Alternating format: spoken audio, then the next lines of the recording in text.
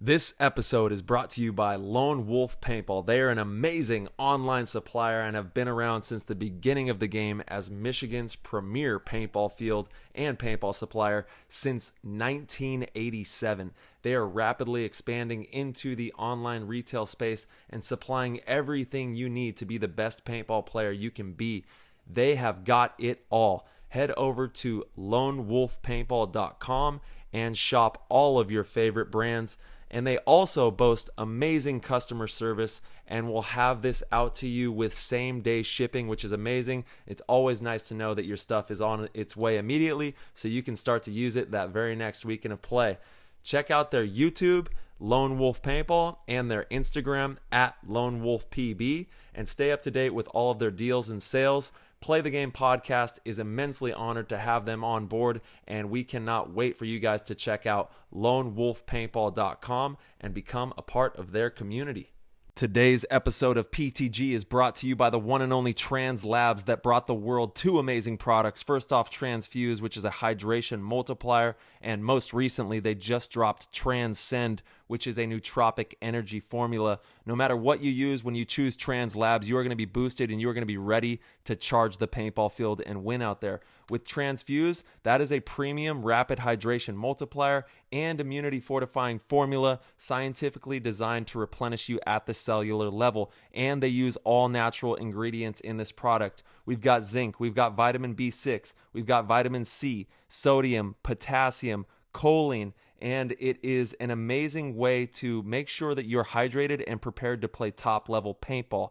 When it comes to Transcend, that is a premium nootropic energy formula designed to increase cognitive performance, elevate mood and clarity while supporting long-term brain health, and it's going to leave you feeling great with no crash or jitters. It's one of the only products in the nootropic space backed by research studies to ensure the formula is correct for optimal performance. It is more potent than anything on the market, and it will keep you charged and ready to win out there. I take one scoop, but if you're stimulant sensitive, take a half scoop. And if you want that LFG dose to launch to the moon, dump 2 scoops in your drink and you are going to be flying down that paintball field. Comes in 2 delicious flavors, Baja Blast and Skittles Candy for the Transcend. And for the Transfuse, they have 2 new flavors as well, Pineapple Express and Hawaiian Punched. So if you get a chance, head over to translabs.com. That's TRANZLABS.com. Use code PLAYTHEGAME and you'll get 10% off. If you subscribe to a monthly delivery service, you also get 10% off as well. So you can take advantage of 20% off on these products. Head over to translabs.com and give it a go. This episode is brought to you by HK Army. The tournament season is right around the corner, and there's a ton of teams out there who still haven't finalized their 2023 gear sponsorships. Well, look no further, PTG fam. HK Army is offering team sponsorships along with custom designed team jerseys, pants, dry fits, gloves, and more. Get your squad in matching gear head to toe from HK Army, and be sure to let them know that PTG Podcast sent you. To get your team sponsored, simply email teams@hkarmy.com and ask for the HK Army sponsorship program. That's teams, TEAMS, at hkarmy.com to kick off the 2023 season in style with HK Army. What's going on, PTG Nation? Thank you guys so much for tuning in and rocking with us. If you guys could, I'm just going to really quick throw this out there. If you guys could please head over to the Play the Game podcast Instagram, click the link in the bio, and get your vote in for Creator of the Year. We are up for nomination, and votes close on Wednesday. So if you're listening to this on Wednesday, you got a little bit of time to make it happen. Thank you. We appreciate it. Appreciate all the support. Could not be on that list without all of you. And lastly, most importantly, here we go with an excellent episode with Jimmy Hickey, the new owner of Seattle Uprising. This is big news. The Uprising organization is looking to make some major changes this coming year and become one of the more fun, interesting teams to watch. So you guys are going to love this episode. We have a great surprise guest with Nick Laval at the very end too, so make sure you watch it all the way through. All right, everybody, without further ado, we'll see you in the show. That was an insane inside move by Marcelo Margot. Great communication. And the crowd starts chanting Harmon. Great shot by all the guys. So Tyler Harmon saved that game. He came out with 2 wins. Marcelo Margot was on fire.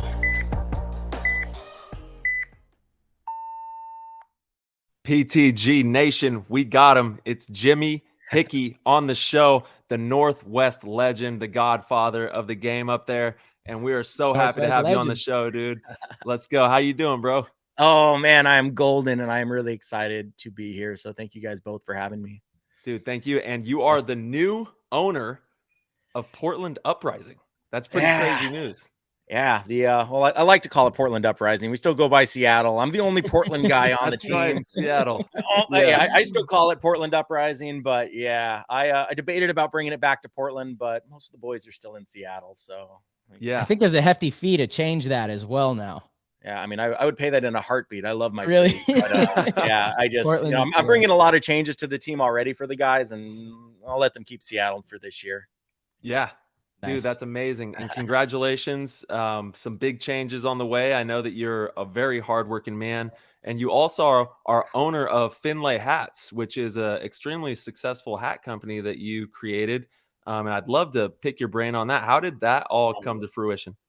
Yeah, well, first off, thank you. Yeah, 9 years of grinding every single day on this hat, company. Yeah, kind of had to put paintball on the back burner for the last 9 years. So it's kind of cool that we've been able to grow to the point where I'm kind of being able to return to my I don't know, my roots. love, my roots. That seems like the circle of the paintball life, right? Players, often put the game aside for a little bit, go pursue some personal, business endeavors, and whether they become successful in it or not, they find their way back in paintball. And typically the ones that find some success outside of paintball, you come back and there's just a lot less stress, right? You come back and, it's like you get to enjoy the game again. It's really nice to see. And I think we've seen a lot of it in the last couple of years. Yeah, no, absolutely. And that's a good trajectory to be on. I'm glad that people are able to, always find their way back home through paintball. So, the concept for the hats are pretty straightforward. Like when I was a kid, we did a lot of rafting down the mighty Tootle River. Get my rivers confused out here. Now you guys have been out to the Northwest. You guys familiar with Mount St. Helens, though? We have like that big old mountain that blew up years ago. It caused a lot of landslides, got the water all messed up. And anyways, you're rafting down this river. It's like dangerous. People die there like every year. And it's like real sketchy. It's not like a guided tour. It's like drunk hillbilly rafting, right? Anyways, I'm out there rafting with my buddies. I'm in middle school. And I lost my favorite hat while rafting down like the sketchiest part called the Hollywood Gorge. And it was tragic because I had a really embarrassing haircut at the time. Someone on my paintball team gave me a weird, like kind of friar haircut. It was like a circle halo type deal. I think were you playing paintball at this time? I wasn't playing at any, noteworthy caliber. This would have been like, I was just early 2000s, 2002, probably 2003. Yeah. But I mean, I was in the game. I feel like I remember, maybe, I don't know if it was you, but it would have been posted on PB Nation, like this was PB Nation era. So you might have seen that picture. It was a bad, dude, Jimmy, era. we have a new era. It's PTG Nation. Ooh, and it is live as hell in the Discord, just so you know. We got all the different forums, all the different threads. We're popping off. That's where the monthly dope meeting is. Discord head. I'll pop on in. We got it for our NFT project. We got all Uprising on Discord set up. So I saw I got to be a Patreon supporter. So I'll get in there and dude, you got to pass, bro. Anytime. Yeah, we'll get you the link. We'll get you in there, brother. Hell yeah.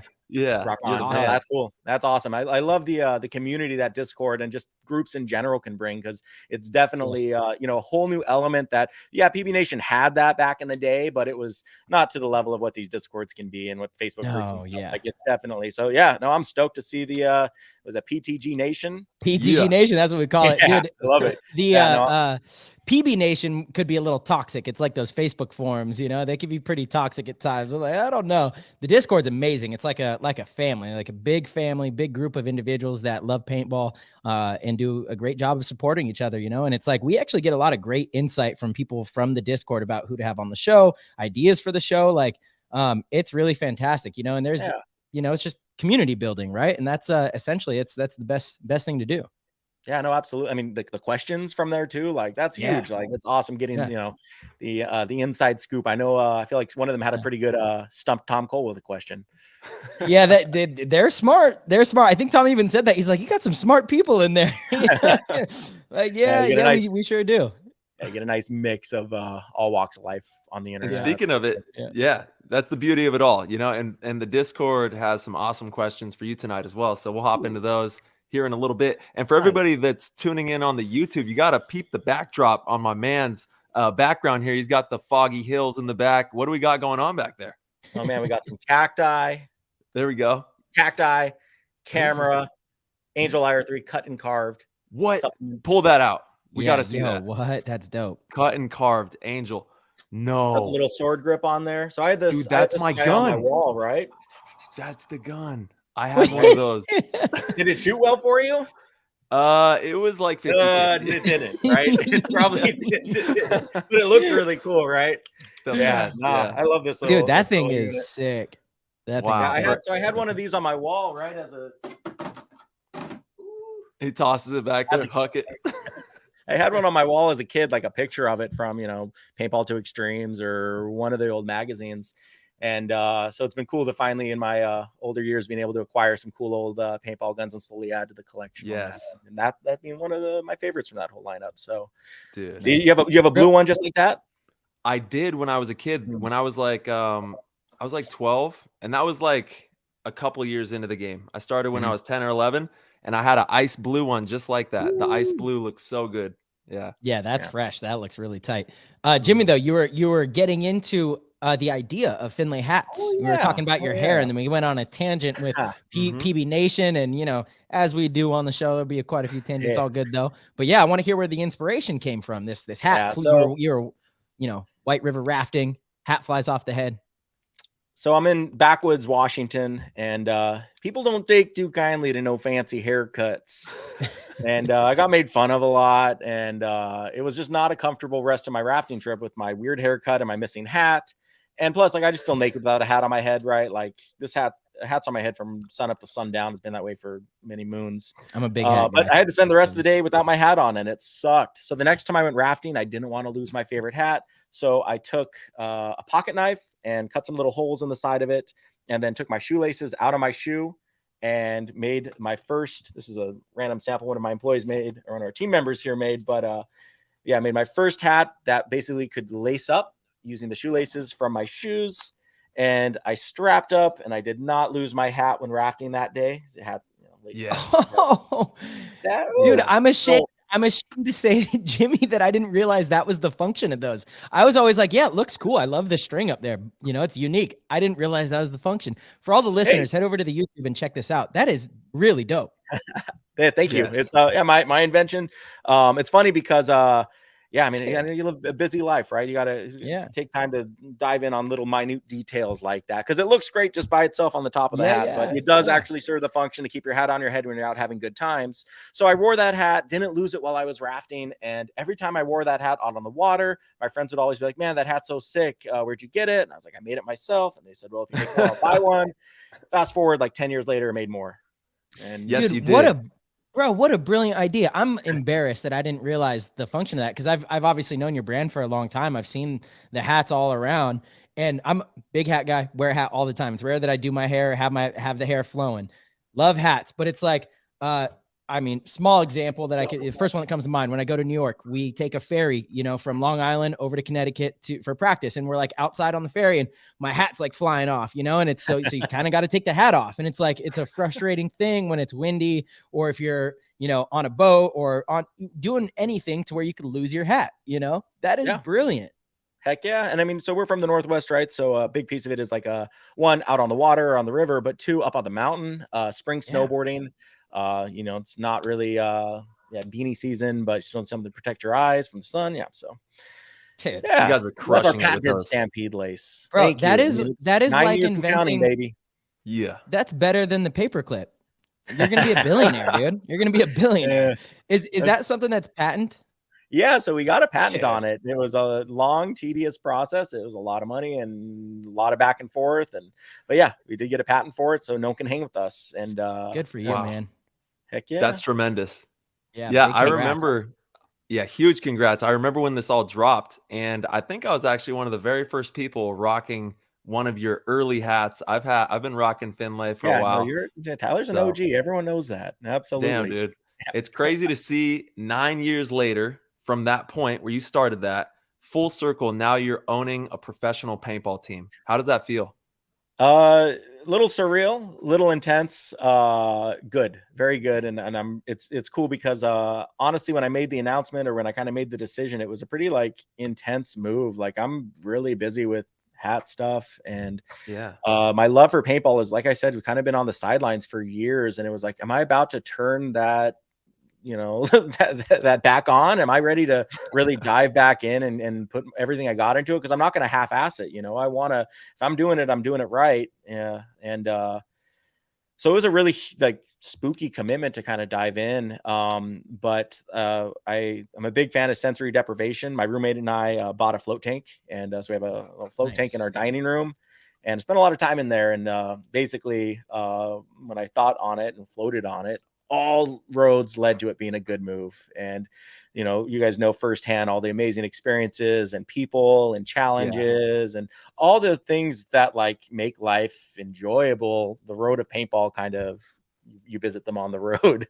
So it was like, okay, that makes sense. And it was kind of a personal decision to do the move. But I didn't really know how the team would react. I didn't know if the team would be open to it. I didn't know if the previous owner, Tommy Tucker, would be interested in passing it off to me. I didn't know if the team would be accepting of it. I've known the guys for years, but that was a really spooky thing. And then also, like, how's the paintball world going to communicate or respond to it? And how's our community around our hat company going to respond to it? And it's blown me out of the water what I was expecting. I did not expect the love and support we've seen over the years. I didn't think it would be this awesome. So it feels amazing. The general response has been just so mind-blowingly positive that it's just extra fuel to the fire. And I'm really ready to crush it this year. Yeah, everyone's excited to see you back, man. 100%. And Uprising needs a boost, right? That's an organization that has made it to Sunday, made some deep runs, beat some high-level teams, definitely underperformed the last year or two.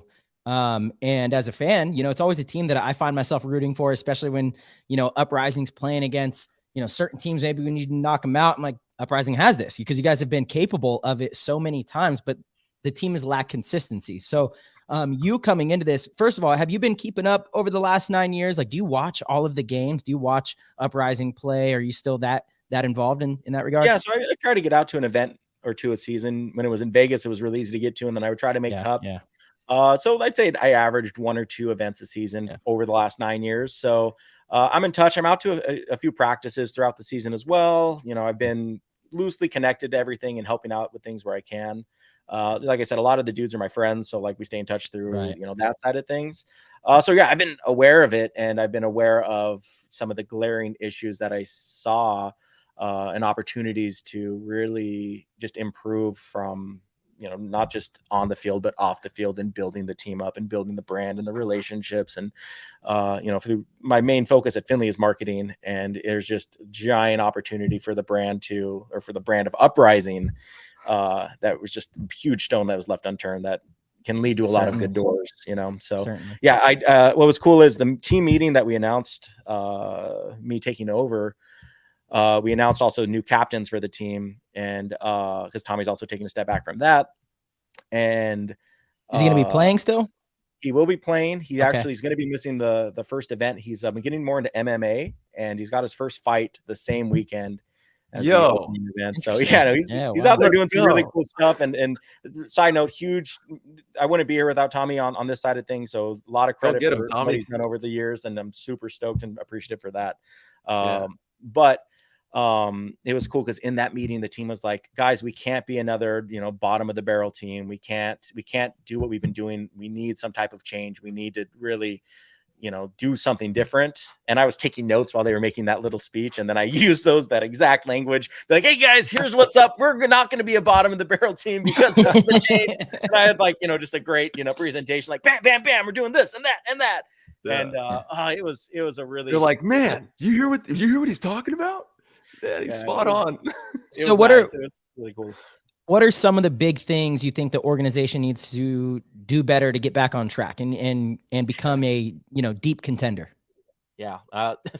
Well, one, just from the very top level of organization, like we're a professional team with a rookie, 2004 rookie back end. Like the whole team was organized by like just a group chat, like a single like group chat with like everyone in it. So from the very top level of organizing, just no one had specific roles, right? No No one structure. had, like there was just no organization from the top, and that came down to, okay, it affected all the way down to the gameplay of the team not actually being able to put a play together or, respond to things appropriately. Because we might get up and then, it's the way you do one thing is the way you do all things. And unfortunately, with the lack of direction from the top, it spread all the way down to the bottom. And that's not knocking on anyone previously. That's just how things were ran. So we're just bringing a lot more organization to it. And it's like, we're not like, okay, you Venmo me $40 for lunch, but then I need to pay for the rental car. And then this, it's like, we're just trying to simplify the whole process. So the team of professional paintball players can actually focus on competing at the professional level. Right.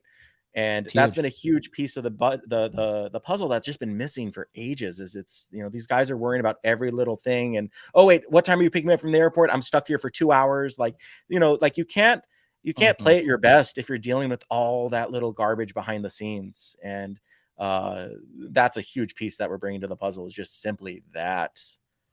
Support, structure. Yeah, it's huge. It's huge for players. 100%. Yeah, and without that, it's your mind's in the gutter, and it's tough to it's tough to perform at your best when you're worrying about the little details like that. So big picture stuff like that. Obviously, like, just we were working with a personal trainer for the first time as a team. Everyone has their little injuries and their little hang-ups. So it's like just simply having a personal trainer that's paying attention to the team to really help them isolate and figure out faster recovery, better mindset on the field, better teamwork together. Just little things like that on that end that we've just never had. Like, we straight up had a full, hour meeting with the early consultation. And it was awesome just seeing all the guys just like, wide-eyed, just listening and taking it all in. Cause we've never done that, and it's for being a professional organization, there's just been a lot of missing pieces to really maximize that. Cause, we have some of the best talent from the Northwest and guys that have been playing together. The DBS kids on the team have been playing as a team together for ages, and they were winning way back in the day in Young Guns, and they've been winning through divisional stuff. So it's like, we have the puzzle of deep rooted. It's not like a throw together team. It's not like people that don't know how to expect stuff. It's, there's other pieces that are missing outside of just, you have the skill set, but there's missing components past that. Yeah, the Northwest territories of paintball are thriving these days. There's a lot of paintball being played, and people are hungry. You can see it. They want to be better. They're training to be better. And we have amazing people like yourself stepping into the game who are helping to make that a reality for them by, just knocking off, like you said, all the little hard edges, rounding it out and making it so that they can focus on stepping onto that field as a team and performing at the highest ability. And it's not an easy thing to do at all. Oh, and you're seeing the last realistically all of Uprising's existence, but especially once we kind of made the switch from winning the D1 spot or the semi-pro spot to earn the pro spot. And ever since then, it's been kind of the same level of results with a couple Sundays. And then, the classic thing that we hear from Maddie Marshall is, you never know what Uprising you're going to get at this event. Right. And that's a mentality that we're trying to fight, because it's like, we've been doing the same thing. You get the same results, insanity, that whole thing. And it's like, we need to do something different. And so just end to end, more focus on a team or as a team this year, on all the way down back to the fundamentals. You guys familiar with what movie is that? Angels in the Outfield. Yep. Oh yeah. We're going back to work on fundamentals. Fundamentals in the middle of the season. Yeah. Well, there's a great opportunity to spend, the weekend that we used to have a layout. Now we only have one weekend. So there's a great opportunity to use that weekend to really hone in on the fundamentals and come in sharp as soon as that layout drops. Yeah. Absolutely. I mean, that's the paintball that Tom Cole wants us to have. Yeah, absolutely. For the record, we talked about it before the thing, but I think you guys made some great points on that end. I'm excited to see where it goes, as I think it's an interesting move going to the 1 week before, because you're absolutely right. It does just benefit the teams with the high budget, the people that can take the extra time off work to dedicate it all in a really, tight amount of time versus a little bit more spread out. So it does seem that way. It does seem that way. The one thing that I will say about Tom is he's just been amazing at one. he never says that he believes everything he has done is right, you know? And so I have faith that, hey, maybe we find out that this way does work and it is good for everybody. And if it's not, I'm confident that they'll change again. You know, Tom's not afraid to try things. He's not afraid to, you know, try to make a splash and evolve a little bit. And at the end of the day, you kind of want that, you know, especially when we're trying to grow and we're trying to, you want that. You don't want things to be stagnant. I love that Tom is always looking for different ways to, you know, make the game better, make the league better, you know, get notoriety and make it, you know, he does do a good job of thinking of everybody. And, you know, you may not always agree with his decisions. If everyone listened to the last episode, we definitely had some good conversation about the one week layout release, but we'll see. Only time will tell, right? Like, it hasn't been put into effect yet, and I'm curious to see. I'm curious to see how field owners are going to navigate that previous weekend. I hope they don't lose a ton of business. I hope they get creative and make sure to still have players there. I think it opens up opportunity for you know, like PB Fit is and Quick Shot has it as well now. Shout out to those two fields. I'm sorry if other fields do. I'm sure some do, but those are just the two I know of that have. They did a great job setting their facility up so you could play night ball. So it looks really cool. it's gonna make, you know, as soon as the layout gets released Wednesday night, Thursday night, it's gonna make night ball a thing, right? And that's a whole nother source of revenue. So maybe it'll force these other fields to try to invest in their field, you know, get that infrastructure. And it'll be packed during those times, but it also opens up the opportunity for you to have paintball always during the week, you know, and that might be a better business model. And you might bring more and more players in, you know, Wednesday night drills or Tuesday night drills, whatever it is, come in half off of entry, you know, or buy one case, get one, whatever it is, you get people in the door that way. Totally. So I don't know, maybe it'll force some, you know, good growth and positive change that way as well. I also think we're going to see, I would love to see in those weekends leading up to your first practice before the event, having a sim tournament. You know, there's no reason that a field can't say, hey, on this weekend, we're running an entire sim tournament, getting you ready for what you have coming up, you know, and really hardwire people. And what do you have to do for that? You have to invest in your property, because you need a scoreboard. You need, like, X Factor Paintball Park is phenomenal. That they have the buzzer, they have the scoreboard, they have the TVs in your pit. That makes it great. Yeah, you don't need it, but it definitely is a plus if you have it. You know, if you're going to run a sim tournament, you need that kind of stuff. You know, if you're going to, right? And all that is it makes your park so much better. It does. It improves the quality of your park. It costs money. It's not free, you know, but it improves the quality. You can still do it with pen and paper and a horn and all that kind of stuff if you need to. You know what I mean? You can. I would call it a scrimmage. But just having quality practice, just because there's one weekend with the layout, doesn't mean that you shouldn't be out there working your ass off for every weekend leading into that one weekend, so that when you see the layout, you know how to walk fields, you know how to navigate it, you're ready to play as a great player. There's a lot of things that you can do out there to be sharp. Yeah, see, to me, I think the clock and the scoreboard would be so crucial, because that would be the selling point too, is like, come and work on situational awareness, getting to the gate in time, making sure you have your plays set, get a feel for the time in between points. You know what I mean? Like, that's a valuable thing to practice with or without a layout. I see so many teams that show up to the event, divisional teams, sometimes pro teams. Yeah. I think I've seen Uprising do it a few times. Shoot Dynasty might even be a victim of this, right? Where you don't get to the gate in time. That is unacceptable. You cannot start down bodies because you just weren't ready. That is unacceptable. That's bad time management. That should never happen. That's a point that is like, it's 100% in your control to be to the gate on time. And to lose a point that way is just a backbreaker, you know? Can't happen at any level, but you see it a lot in divisionals. And so having that be like a point of emphasis in a practice without a layout, I mean, there's a ton of value in that. Tons. Yeah, no, I love that. That's a really good point, because realistically, any tournament team that's only competing at the professional level that isn't doing that type of practice is only getting real world experience. Totally. that type of training. So that's a good point. That's forced adaptation through change, right? Like that's a way to think outside the box on how you can maximize the weeks before if you don't have the layout. I like that. That's cool. Yeah. They are you guys familiar at I think it's the rule in the NXL. I'm actually a little fuzzy on the exact rule. But we were at the last WC event, WCPPL, shout out to Hinge. And our field was like running really fast on accident, but I was like, hey, one, no excuses. We're going to be to the gate on time, but I think it's if a point goes over a minute and a half, they only do 30 seconds in split deck. You only have 30 seconds to get on the field. But if it's under, if a point's like 40 seconds, then you get 45 seconds. I forget the exact things, but it's something like that. That sounds about right. Yeah. Well, our field, the points were going really fast. They were like 30-second points, and then 30 seconds were being put on the board, and it was like crazy.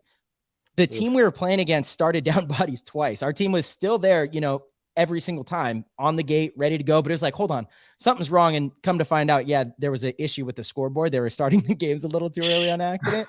And we're like, yeesh. Well, it was tight, but you know what? We were ready for it, like good extra practice having less you got to be efficient in the pit, efficiency in the pit. And I think we'll talk about this too, Jimmy. I think it's probably something that you're going to bring as far as organization. That is highly important when it comes to the pit. Making sure everyone's prepared, making sure the players don't have to worry about, so much of the extra stuff, filling pods, broken, whatever, right? That needs to be structured very well so that they can focus on, getting, to the clipboard, getting the play and getting on the field.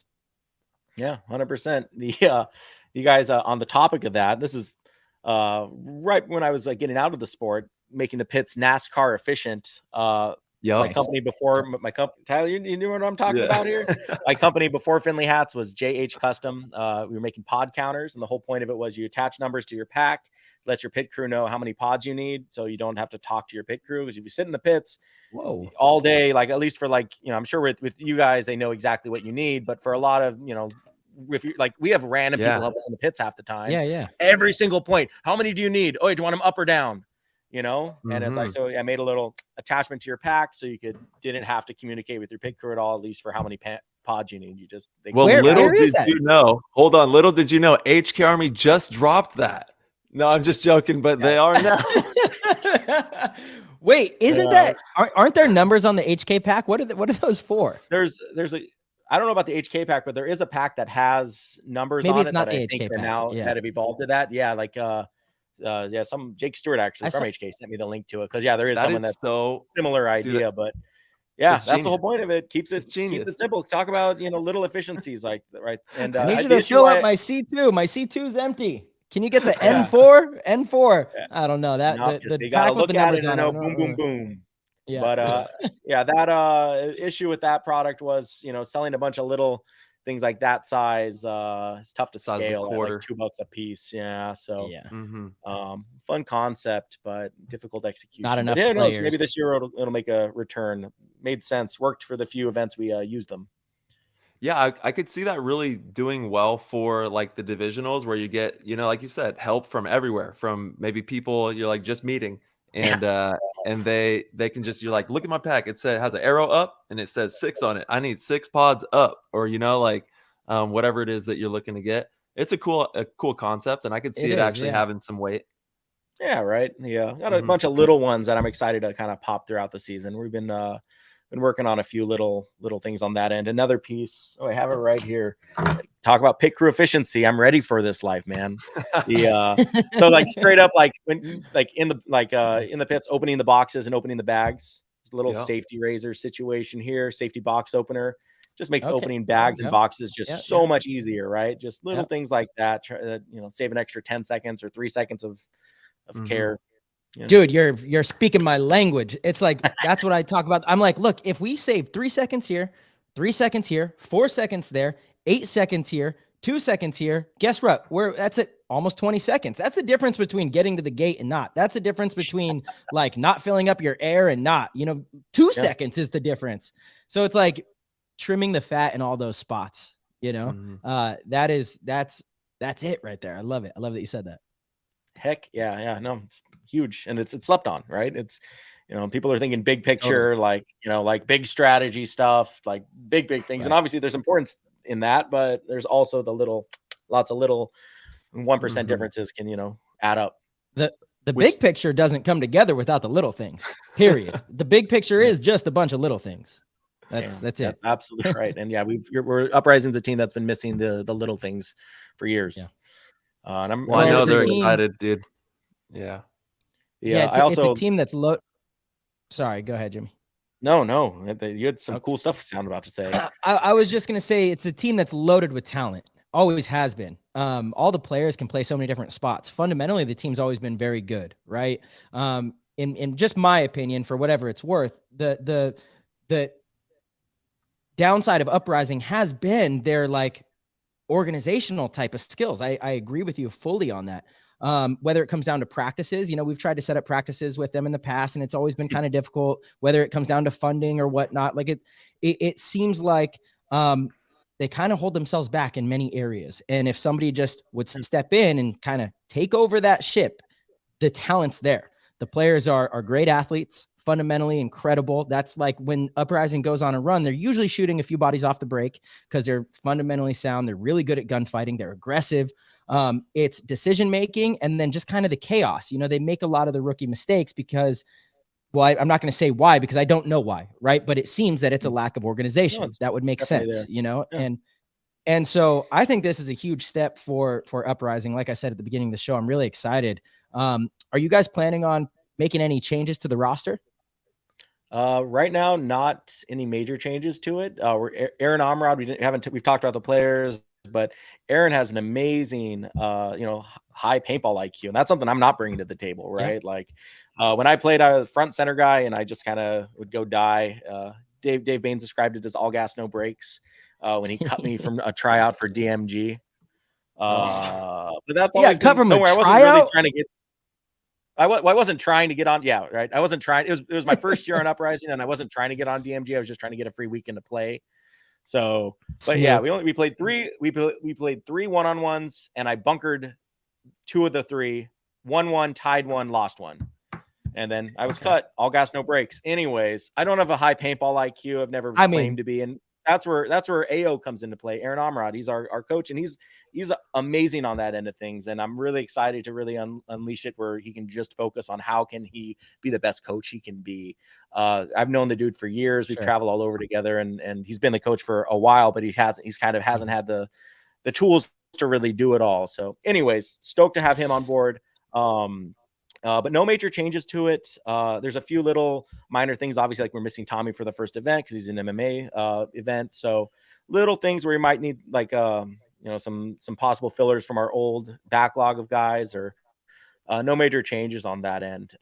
But we do have some changes on the content end. That's one thing where I come from a marketing background with Finley stuff, and I'm just so excited to unleash the hounds on content for the year. We're going to be doing a lot of fun projects from small, like little, we took over a TikTok account with like 100,000 followers on there. So we're going to be pushing that super hard. We're going to be doing a lot of just fun videos throughout the year on the small level. We also have some really big, like kind of head in the sky cloud project ahead, or potentially ahead as well. That's awesome, dude. And so you said you took over this big account. Can we share the info on that so people can? Yeah, so it's just the Uprising PB, I think. Let me double check. We haven't actually posted on it yet because we're waiting to get everything dialed for the season. But so we have to make sure everybody knows. Videographer for the season, Duo Venture, Jackson Hobbs, one of the greats from out here.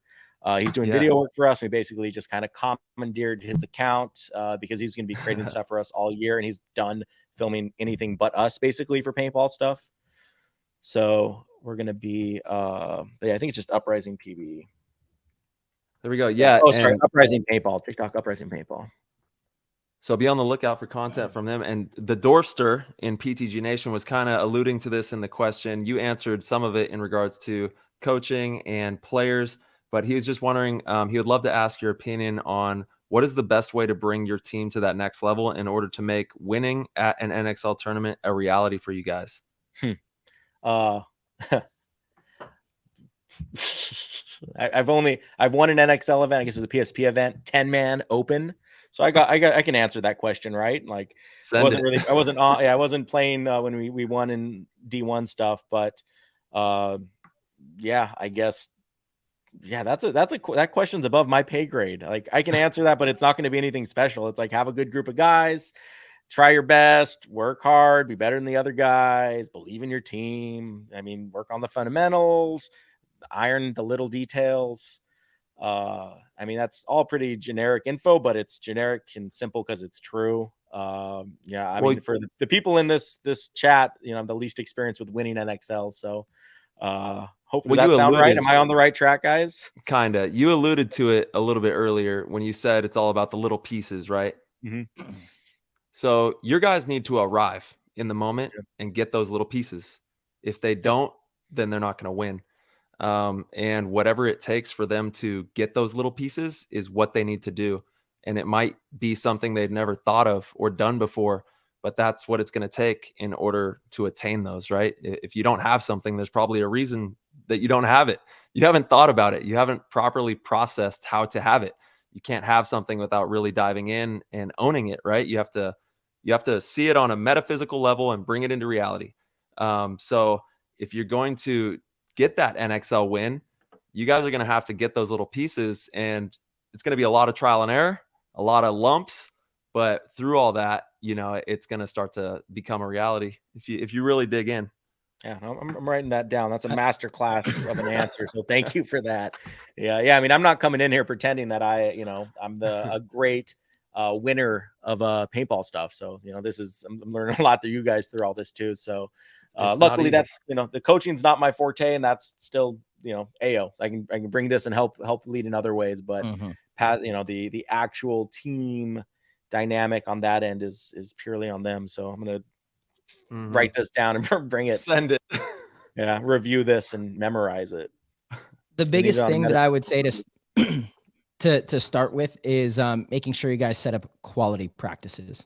That means the team's going to have to travel and play high level teams, right? That's the only way. You don't want to show up and the first time you see a Heat, Impact, the Dynasty, Russian Legion, you know, one of those, the staples in the game, staples late on Sunday, is in a elimination game, you know, and that's the first time you see that level of play, because you're just going to continuously get outclassed, and it'll be really tough to gain the experience if it's only happening in these tournaments in pressure situations where it's like not much room for error. Whereas a full weekend of practice against these teams, you can see really high level things. You can understand why players made certain moves. You can understand, you know, and I recommend filming your practices and going back and watching and saying, this is where this broke down. Wow, I cannot believe that we thought we had this zone covered, but we didn't. And look, we thought it was only for 2 seconds, but it was 8 seconds. And we were just talking about how important every little second is. Well, that extra 6 seconds is what allowed Tyler to make that huge move out to the corner and win the 1-on-3. You know, it's like, these are the things that you guys can learn by having quality practices against good teams. So I would like do your best to get that going immediately, making sure that you can 100%. Practice high quality teams. Yep. Talk about giving people roles. We have one guy on the team whose role is getting us practices. That's his main focus as far as team contribution. And again, in the past, it was always in the group chat. Hey, has anyone talked to them yet? Oh yeah, you haven't heard back. Oh no, that's again, from the top, little details getting missed and no organization. So or at least on track for that. And I think you're absolutely right. You're not getting the same reps against anyone else but the top level talent or the top practices like that. So it's crucial. It's expensive. It's a process to get, you know, it is down there, but absolutely. It's a requirement. Yeah. You can't miss it. If you're going to spend all this money going to these NXL events and competing at the highest level, then to me, it's like, you gotta spend the little extra to make sure you're prepared for them. You know, maybe it'll be easier now too, because you don't have to do it 2 weekends. You can stay local. You could stay local that first weekend and really hone in fundamentals. I'm not totally sure what we're going to do yet. We have an idea for the first event, and we're open to changing it after the first event, you know, of how we laid out our practice structure. You know, we're thinking we're still going to have teams in the first weekend, just play Saturday, Sunday, really work on team-oriented stuff, do a lot of fundamental stuff, you know, at the end of the day, a lot of one-on-ones, a lot of, you know, gunfighting, off the break shooting. Then when the layout releases, we're going to try to go, you know, really hard multiple days in a row. And hopefully that's enough. We'll see. You know, after the first event, we're going to have to kind of reassess and see if that's a good formula or not. You know, nobody really knows yet. Sense. So makes sense. The filming is another thing that has to be a staple too. And you can't just film half the field, because there's a lot of teams that like, they just film their team. But how do you know what's even going on out there? You're only going to be able to read the seams and know when people should or should not have made moves if you can see the entire field. They have those fisheye lenses. You got to have one of those fisheyes, and you'll probably be like have a corner or something cut out, maybe like one bunker. Yeah. But as long as you have the field at its entirety and you can look at that, and it doesn't, that is something that, is like a must. And it is a little bit expensive, of course, but it's not going to break the bank. And it's so tremendously important for everybody to watch that and see the games, see what's going on, because everybody in their mind thinks certain things are happening and they're not.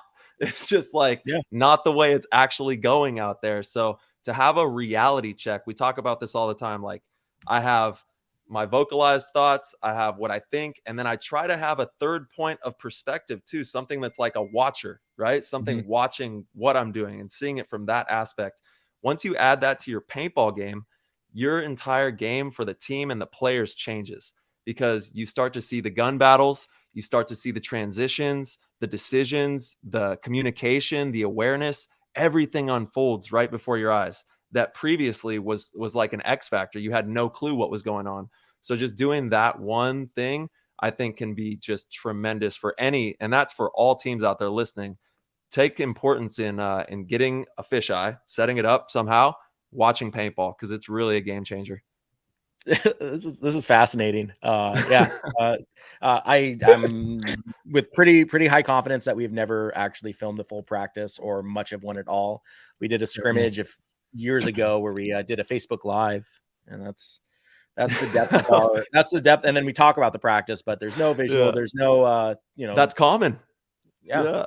I mean, definitely common, and definitely something that's been a missing piece of the puzzle, and definitely something that is easy enough for us to bring into the mix. So I know it's been talked about but hasn't been executed on this end, so execution ahead. Let's go. I love that for all the listeners. I see Jimmy over there, he like grabs his pen, he's taking some notes on this stuff. I'm taking this back to the boys. That's why he's a winner. He's a winner, dude. Yeah, I mean, anyone listening to this is getting some really good intel out of here. So appreciate it. I'm glad to be sitting in firsthand here. So thank you. Dude, that's all we do at PTG. We give it away. Give it away. Watch him knock us out of the first tournament. Sweet, bro. Sweet. Great job, PTG. Great job. Yeah. Well, I mean, people talk about it all the time. Everyone talks about this, but it's like Jimmy just said, execution. Who's doing execution? Yeah, 100%. And that's a big part. You got to actually execute. All right, we have Lurtz Paintball. He's always got some good questions. He goes, "Hey Jimmy, always enjoy picking the brain of any team owner. One of the hardest things about being an owner is handling all the different personalities on the team. It can be a job in itself. How do you best describe your managerial skills in that aspect? Also, in pursuing players, do you value player ability over team fit, or the other way around?" Team fit first, 100%. I don't want to have a piece of shit, or sorry if we can't cuss on this thing, but yeah, I don't want to have a bad guy on the team. No way. Personality is huge. Positive. It's 18 and over. Yeah, 18 plus. So yeah. Okay, hey, we got some minors. Come on. What do you mean? I know. Exclude the port. It's rated for 18 and over. It is rated explicit. Oh, you're right. I think it's 17. I think you could be 17 and say the F word now. There we go. 17. This is the world I want to be living in. All right. But no, I do. I mean, as far as even temporary pickups or even practice squad people, it's attitude before anything else. And obviously, if they're garbage, then they're not even in contention anyways. So attitude before ability. I would way rather not. And we've had this. We've been faced with, hey, we're looking at someone who is a known not the right fit based on attitude and known from past experiences, and it was just hard node immediately when that discussion was brought up. So yeah, on my end, attitude is everything. And that's coming with on the company end, where my management, comes into play way more than with the team stuff. Dealing with a cancerous person brings everyone down, and it's important to snuff that out and get it out of there as soon as you can, because one bad attitude, one bad apple ruins the bunch type deal. It can drag everyone down. And it's on top of that, we're competing. Paintball is supposed to be fun. If you're spending that much time and travel with someone who sucks, I don't want to do that. So personality is huge. And also letting people that have bad attitudes, right? It's just my interest level is really low in that type of deal. So, I mean, as as far as the first part of the question, Mhm. it was mostly just about attitude stuff, right? I kind of Yeah. it No, off you there, nailed it. Yeah. Nailed it, dude. Yeah. And you're spot on. I mean, talent is an interesting thing because sometimes you will make sacrifices in other areas if the player is good enough, but it's a very slippery slope. That's a fine line because chemistry on a paintball team, and I'm sure it's the same in all sports. You actually, if you watch the Tampa Bay Buccaneers all season and then against the Cowboys, zero chemistry, and it kind of, in my opinion, started from the top down. Brady had a off year, had some personal things that I think he let bleed into the team, and they just look like they did not have each other's backs this entire season. If there's any football fans out here and you watch playoffs this weekend, you probably understand what I'm talking about.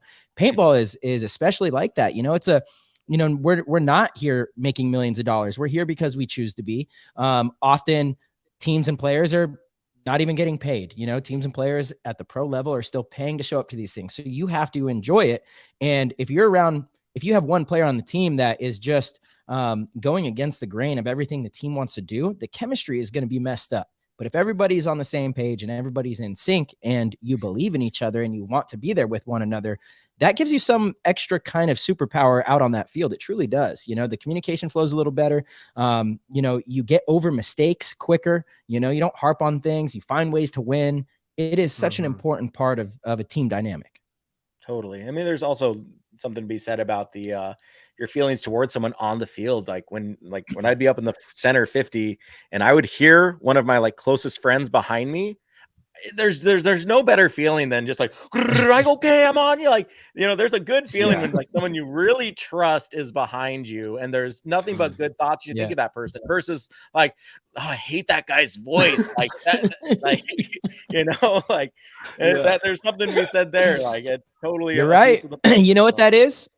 We've talked about this on the show a lot, but that is that little bit of doubt that creeps into your mind and causes hesitation and mistakes, right? If there's anything on the team that creates a little bit of doubt that seeps in, that cracks the armor and you're not going to win, period. You will not win.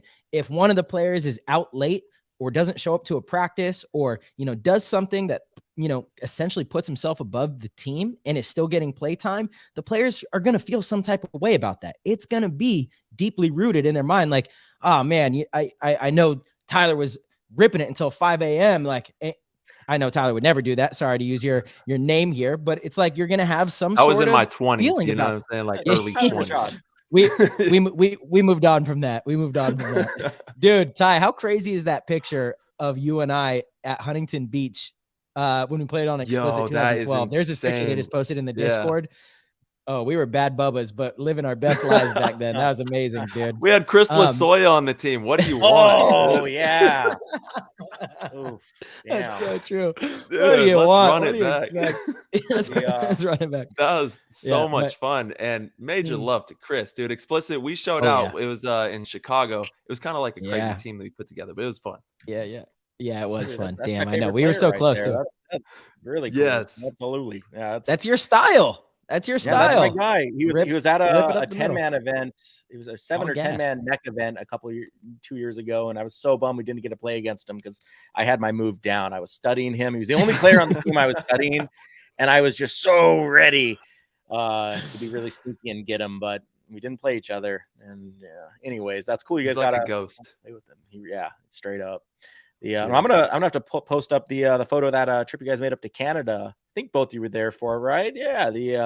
Yes. We had Bobcat there and Cole Scott and I missed that league. Was it for the CPO? Yeah, dude, I missed that league so much. BCPPL, yeah, that was like a clinic thing. Ambush paintball. There's photographic proof. Oh, that wasn't. Yep. So you're talking about when we? Okay, so didn't we do the clinic in Canada? It was West Coast Canada, right? Yeah. Yep.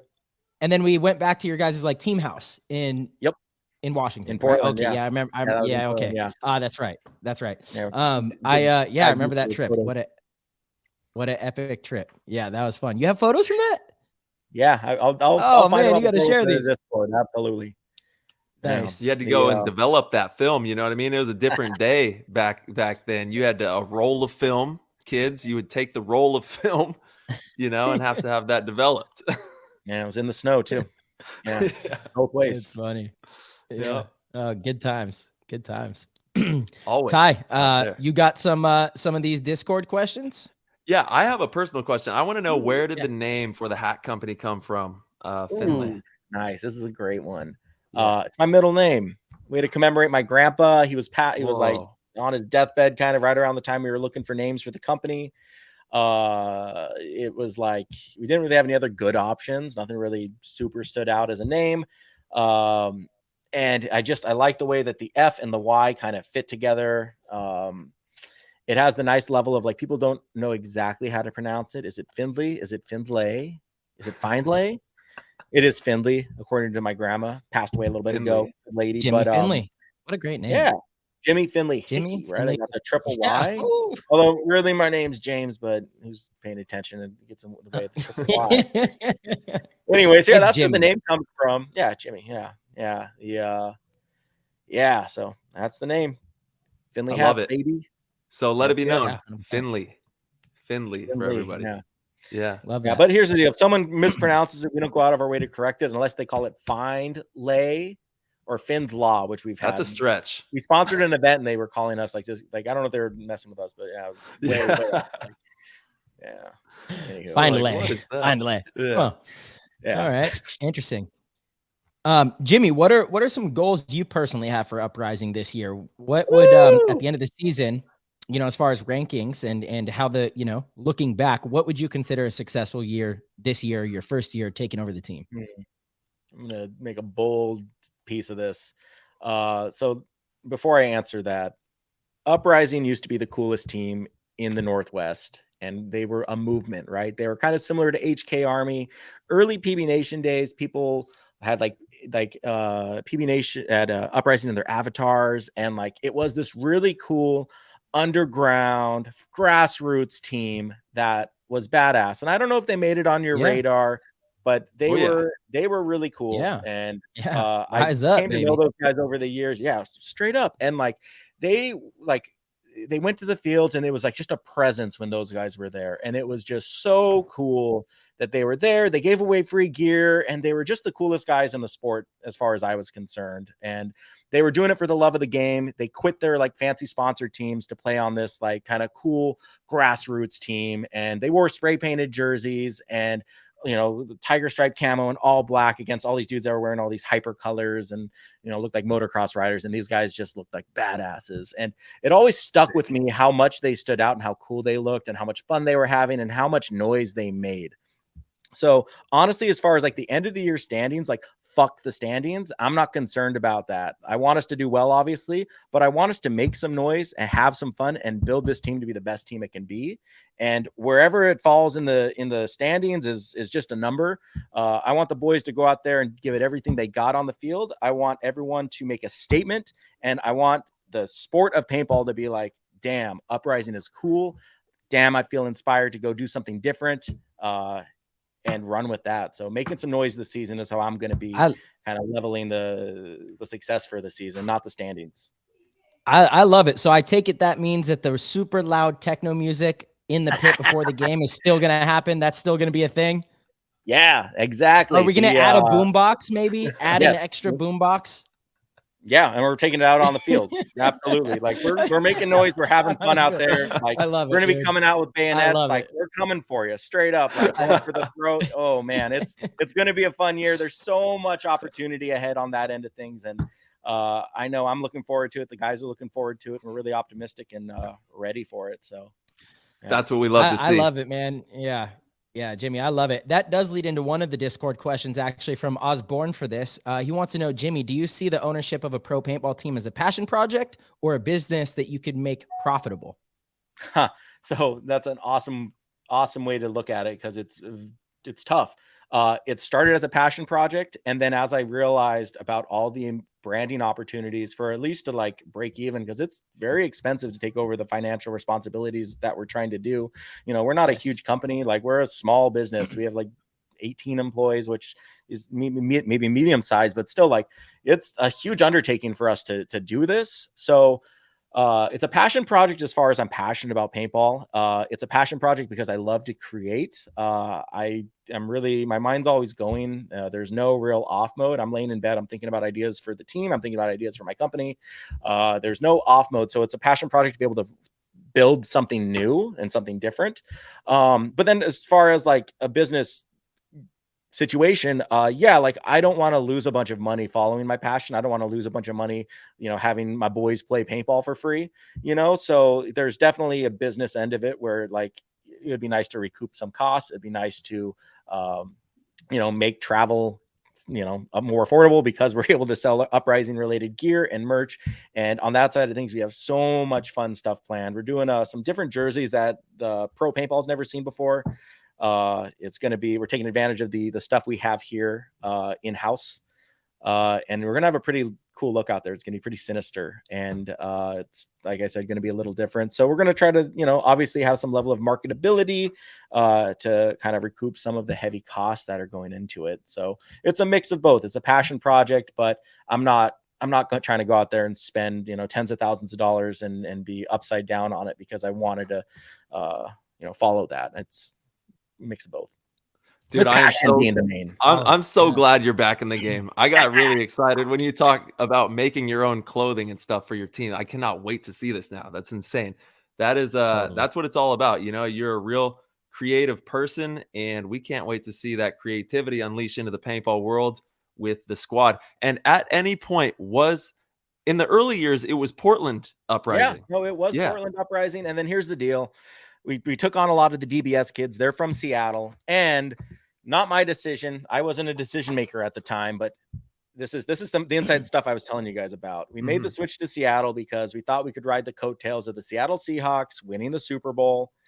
And it's like, there's a lot of hype around Seattle. We got to switch to Seattle. And here we are. That's the reason why we switched to it. If you look at the timing, Seahawks win the Super Bowl, Portland Uprising's out, Seattle Uprising. Okay. That is exactly why we made the switch. And now we don't have a cool football team. Like, they made the playoffs, whatever. But like, it just sucks. I'm the only person in Portland. So they impressed. They talk about making a statement. That team made a statement this year. They really did. Because people did not expect anything from them. And then, Geno Smith came out. Metcalf was like, what are you talking about? I'm still one of the best receivers in the game. Lockett crushed, the Kenneth Walker, the rookie running back. I mean, there's a bright future there in Seattle, actually. So maybe it's perfect timing. You getting back in with Seattle. You brought good mojo. Seattle Seahawks are on the up and up now. I mean, it could all be come together. Yeah, that makes complete and total sense. But on the other side of the coin, maybe professional baseball is coming to Portland. And then, I don't know. That's been talked for years. I'd love a Does anybody here watch baseball? I do. What's baseball? I like baseball. I know. I like to take my jabs. One more tidbit. Banana ball, baby. You guys familiar with that? The Savannah Bananas? They're a heavy integration. Both of you guys, when you get some downtime, and anyone watching this, if you're not familiar with the Savannah Bananas, check them out. They're doing baseball different. They're doing it in a new and exciting way that's very interactive for the crowd. For example, you can steal first base. For example, if you hit a foul ball into the crowd and the crowd catches, you're out. Yeah, on a wild pitch, you can steal first base. Like on any pitch. So like little things like that. But what's cool, the main point I'm getting here is they're thinking outside the box and taking this age-old, like historic thing and changing it and making it more entertaining and interesting for like a new kind of age. And so that has been actually a big inspiration for my Uprising involvement. And one, it's worthwhile learning about them, but two, like looking at paintball through a different lens of not just changing how the game is played, but changing maybe how it's watched. There's some fun stuff on that end that we're still developing, but interesting. Very inspirational. Nice, dude. All right. I got one from CM Harry. Jimmy, on with you being the owner of Finley. Yep. Got it. Yep. 2 questions on that. Where can we expect a PTG hat? And the other, will you guys do any style other than snapbacks? Also, there was someone in here who wanted, I can't remember where they're at, but they wanted to like bring, I think it was Papa Sash, bring the bounce cap with the branded Finley on there, doing stuff like that. People are interested to see what kind of headgear that you're bringing. So first off, one of the questions was, we do have other hats other than snapbacks. We have like fitted, we have bent bill, dad hats, 5 panels, boonies, buckets, all the good stuff. Looks like Marcelo's got the Richardson 112 possibly. Looks like I think I know that exact style, and I can't tell what some type of nice simple dad hat you got there. Oh, collab. Oh, so that's a Yupong. Mm-hmm. Both of those. Well, Nice. let's see. This is a dad. Yeah, let's check the tag on that. Let's see. Oh no, but Yupong. What is it? You nailed it. Oh yeah. Well, give me the Yupong. blend. Give me the blend. Come on, Paul. Give me the blend. 80 acrylic, 20 cotton. 100% cotton. 63% polyester, 34% cotton. Better luck That's next time. That's a very weird one. I would have never got that. This That's hat why he is asked. so comfortable, That's why he to asked. be honest. Yeah. Well, hey, Yupong, easy to acquire. We can do a collab on a Yupong base, no problem. But we can do the collab hat with you guys too, whenever. Like, would love to. That'd be amazing. You guys want to do a quick giveaway? Like straight up, you send a design, we can have one we can ship out tomorrow in your Discord. However you want to do the giveaway, you can figure out afterwards. We can definitely make a hat, literally have it ready to ship tomorrow. So all right, goats, you heard it here first. Man. We're dropping some cool giveaways in there. Thank you so much, Jimmy. And on the other part of that question, he's wondering, will you guys be picking up any other guys from Thunder? I don't know what's going on in the Northwest, but I think the Bears have merged with them, and there's a lot of paintball action going on up there. So he was wondering about that. Yeah. So as of now, no Thunder acquisitions. It'll be interesting to see where all those guys go. Shout out to our friends from Seattle. They did win the battle for Seattle last time we played them Cup, which is kind of a bummer that then they folded after that. So we have no chance to reclaim it. But yeah, not sure what's up with those guys, but none of them we're not picking up any of them. And as far as the bounce cap idea, totally have a cool project involved on that end of things. There we go. Marcelo's got something. Those Thunder players looks like they're going to be playing for the Ironmen in 2023. You heard it here. Not confirmed. I do know they have a second phase of tryouts, but it makes sense. And a lot of them were down here in San Diego this last weekend practicing with them. Yeah, I heard about that. Yeah, they made the trek down to Pendleton for some wet paintball. Yes. Yeah. Paxton, all right. Mike Paxton actually did an interview, and he was talking a little bit about what's going on as well in regards to that. Nice. Shout out to Paintball Nerd. I didn't listen to the interview yet. I will. Love all the stuff that Zizek is doing. But did he talk about just a little bit? They were kind of digging into it. Yeah, get in there. Okay. I think my last question from the Discord from Osborne for this, Nick, if you were a supreme ruler of all things paintball, what two formats of play would you try to elevate, and what two things would you change in those formats to try and make that happen? A little bit of a sloppy question. What a deep question, but I can hit it easy. Yeah. So obviously bring back 7-man. Maybe have obviously. Yeah, like just straight bring back 7-man. That's an easy one. And I like the center flag format. That's easy. And elevate it by bringing in gambling and doing blind layouts. All right. Dang. Full send. All right. Dang. Boom. You heard it here. That's boom. Paintball's fixed. Wow. Yeah. All right. Dude, Jimmy, you are the man. And thank you. I just want to say on behalf of everyone tuning in and myself and PTG, thank you for stopping by and sharing your wealth of knowledge in regards to how you're going to approach the season and everything that you're doing in the hat game. We can't wait to see all your developments. We absolutely love you, dude. And it's been awesome hanging out with you here. Hey, no, thank you guys for having me. Thank you everyone at home for listening. Join us for some good times ahead this year because it's going to be cool. Hope to do you all proud. And thanks for the inside scoop on the winning recipe because it's definitely super interesting to hear that from you guys. So appreciate it. And here's some good times ahead in 2023 for us all. Let's go, baby. Man. Can't wait to see you at any event, brother. See you soon. Yeah, see you guys soon. Take care. Later, Jimmy. Peace. All right. Jimmy's the man, dude. That was awesome. It was so good to see his face again and have a conversation with him. It's been years. And he's back. He's back in paintball. I love it. Better than ever. 100%. Dude, he's got the 100%. Finley rocking. You know, they're going all in. Can't wait to see Finley. It's not Finlay. And it's definitely not Findlay. Definitely somewhere not in between. Yeah. We have Nick Laval. I hope people didn't tune out because typically when we say bye, all right, peace, it's like the end of the show and then we get the outro. Hopefully we didn't lose people because we've got a banger tail end of this episode with none other than Nick Laval. There he is. Nick. Hey, what's up, guys? Banging tail end. I like that. I gotta Yeah. say, the setup you guys have right now, like the professionalism that you bring on field, bringing it to this is super cool. I wish other people could see this whole backstage thing that you got going on. Sweet. Oh man. Yeah, you got the Thank scoop you, on the dude. show before anybody, you know? Oh, nice. Trying it out. Hell yeah. Yeah. Alum. Got the Yeah. alum shirt still. Yeah. So Yeah, Nick we the Wall, Laval in the house. And I know you got some amazing stuff that you're cooking up with BKI, and I'm super excited to roll this out starting in February. You Absolutely. want to Starting us let off. everybody know what we're doing? Yeah, I'm really excited about this because this is something that I think that we've been trying to do since the beginning of BKI, Yes. and now we sort of have the technology and the staff, the professors to do it, which is really exciting. So what we're doing is we're going to do a university course online for paintball. So traditionally, the way that you learn is, you either get lucky enough to sneak on with pros or longtime players around your field.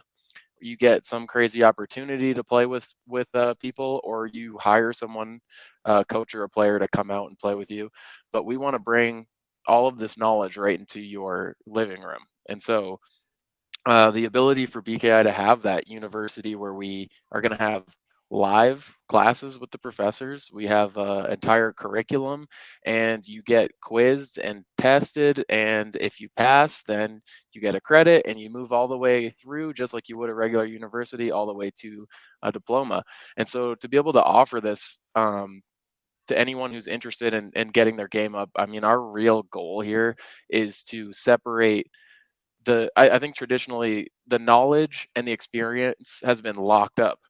And the only way to get it is you got to put in the hours, you got to put in the time. But we want to remove that extra step of where that knowledge is. And now the only thing that should separate people after going through this is putting in the reps to put those skills into their body, but not because they didn't get those lessons. So that's what we want to bring to the table. Yeah. Yeah, and it's cool because it's going to be live, and I'm putting, we're putting the teacher hat on.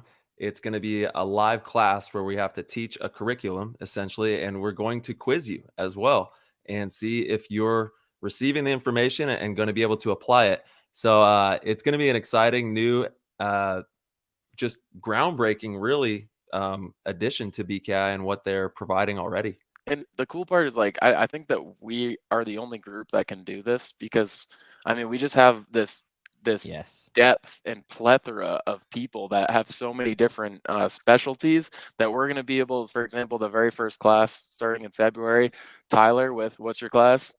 We're going to be doing mindset right off the break. Who else would you want to learn mindset from? You know what I mean? The guy who is getting himself up, getting his team up, always bringing a good attitude. Like that's not necessarily my forte. I'm focused on myself in the game. And so, like, when it comes to mindset, like, Tyler, you have it all. And so our ability to put each professor in each class for their specialty, I think, is just going to mean so much for anyone going through the university program. Mm-hmm. Dude, I could not agree more. And I just think the BKI team as a whole, it's the best in the business. It really is. It's all well-seasoned veterans that have won at the highest level. Each one of the players have won MVP awards, has won world championships. It's a different level of player, right? And it's hard to obtain knowledge from those players, and BKI has it all under their umbrella. So I look forward to the live classes. I think it's going to be a really cool opportunity for all the BKI members to be able to engage and I'm going to one really up that sit a down little bit too. Like, Marcel, do I it. completely agree with you there, but, like, we also have people doing it right now on the cutting edge, trying to be the best against the best. It's not like anyone's been removed for 5 years.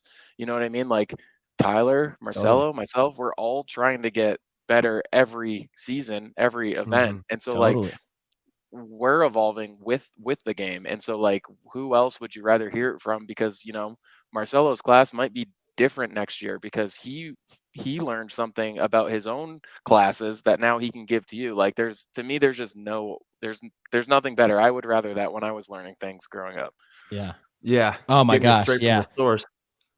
100%. Well, that and just whoever's teaching the information being aware that things can change, information can change, right? Is that what you mean, Nick? Like Absolutely. the flexibility Yeah. when you're, 100%. I totally agree.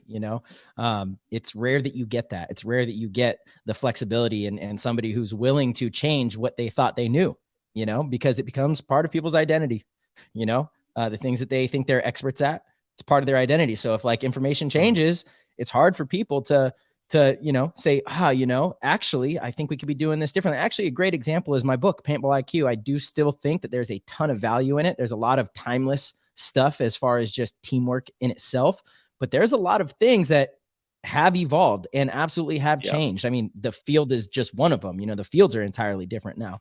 A lot of the concepts still remain very true, but there's some stuff that's a little outdated for sure, to where it's motivated me to maybe write an updated version or version 2. I don't know.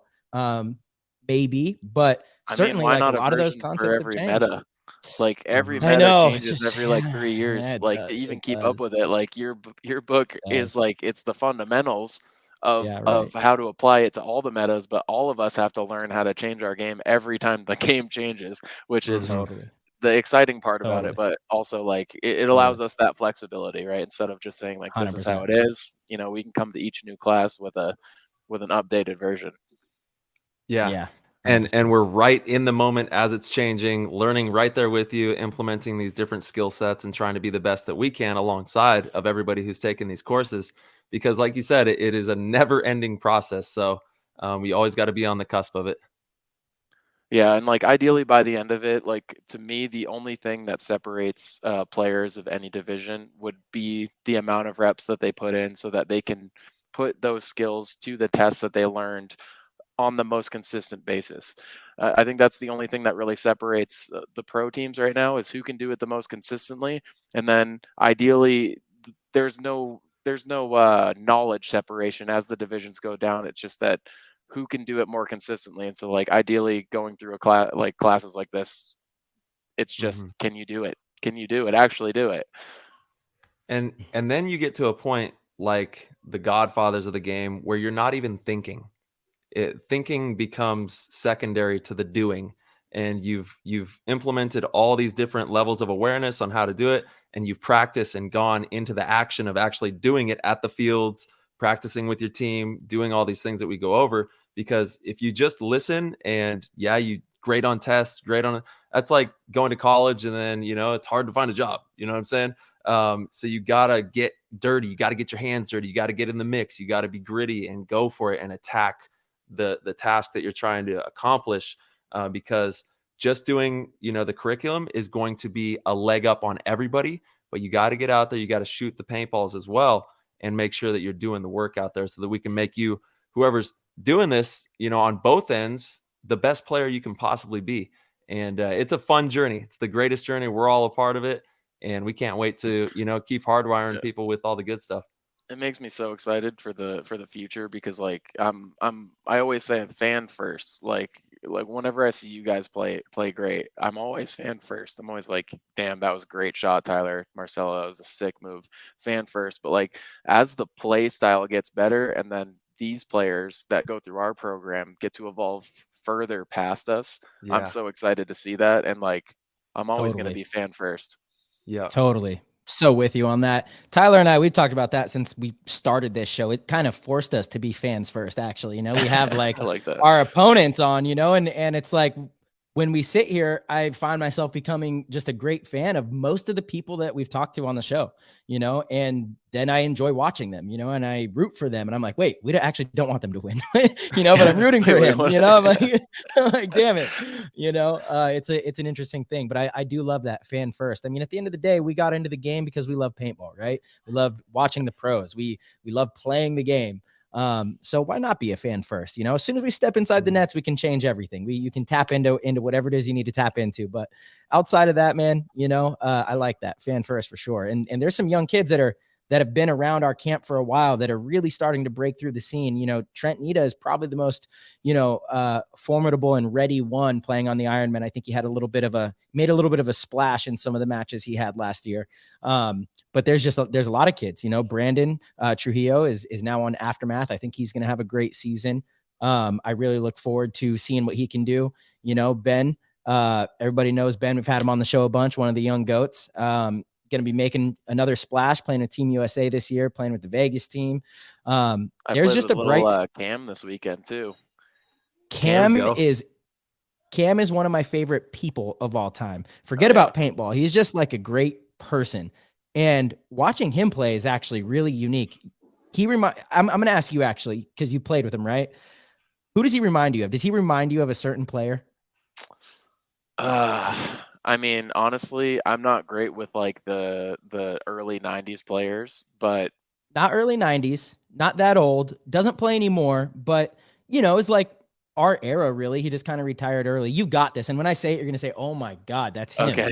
Is Spitz maybe? I don't know. Yeah, Stephen Pitts. Spitz? All right, 100%. Awesome. Spot on, dude. Stephen Pitts. I tell him that all the time. I'm like, dude, like that's hilarious. He just makes something out of nothing. Like it'll be a situation where like we probably should lose the point, and he just moseys down this little seam and bunkers 2 or 3 people, and you're like, how did you make that move? Absolutely. I think he's a good example for people watching players evolve, the importance of being able to be proficient in every spot, because you never know when you're going to be in every spot. And if you become a specialist, you don't have that ability to split those seams in some places, or you don't feel comfortable in certain positions. And so like to really immerse yourself in all of the positions and just see the game as a whole, I think it allows that versatility to show. And that's funny that you say Spitz, because I used to play video games, PUBG, with Spitz a lot, and I never played with him on the field, but like our chemistry was just always clutch, because I always knew what he was thinking. He always made like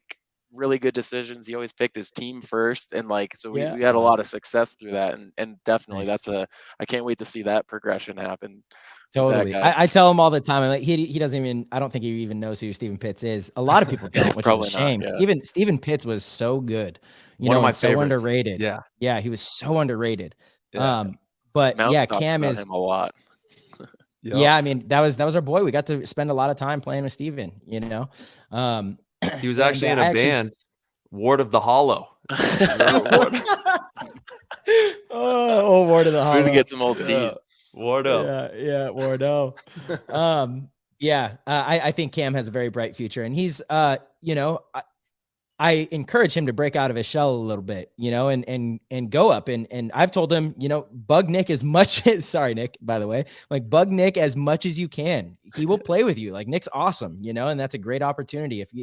I like playing with him too, because like it's always pickup games, right? And so like if you know someone's name, you're always at an advantage. And so like him and I were playing in the snake this weekend. Like I was playing behind him, and it's always nice to be like, hey Cam, this is what's happening, and have a player that generally that they're going to survive in the situations they're supposed to survive, and then roll the dice when they're supposed to roll the dice. And like just having an extra player, like I get jealous watching you guys playing with your whole squad out in LA, and Mouse is always like, come out, and I'm like, what am I gonna like play rotations? You guys have fucking 9 guys out there, like come on now. But that's now we always have like 6. We have about 6. It usually doesn't get bigger than that. Yeah, it is perfect. We do have a fun squad. It's a lot of fun to have the off-season crew. And it's, it's funny. I was talking to Mouse. I was like, dude, this year we should just do it during the season too. Who cares? Because usually when the season starts, we're like, we don't talk much. It's complicated. You're in the it's complicated relationship status. So it's like, I like that. But I'm like, dude, it's just so much fun. We've had so much fun. Like, what are we trying to prove anymore, to be completely honest? Doesn't mean we're not going to be competitive, but on our off weekends, we should go enjoy playing paintball with our friends. I think it's an important thing.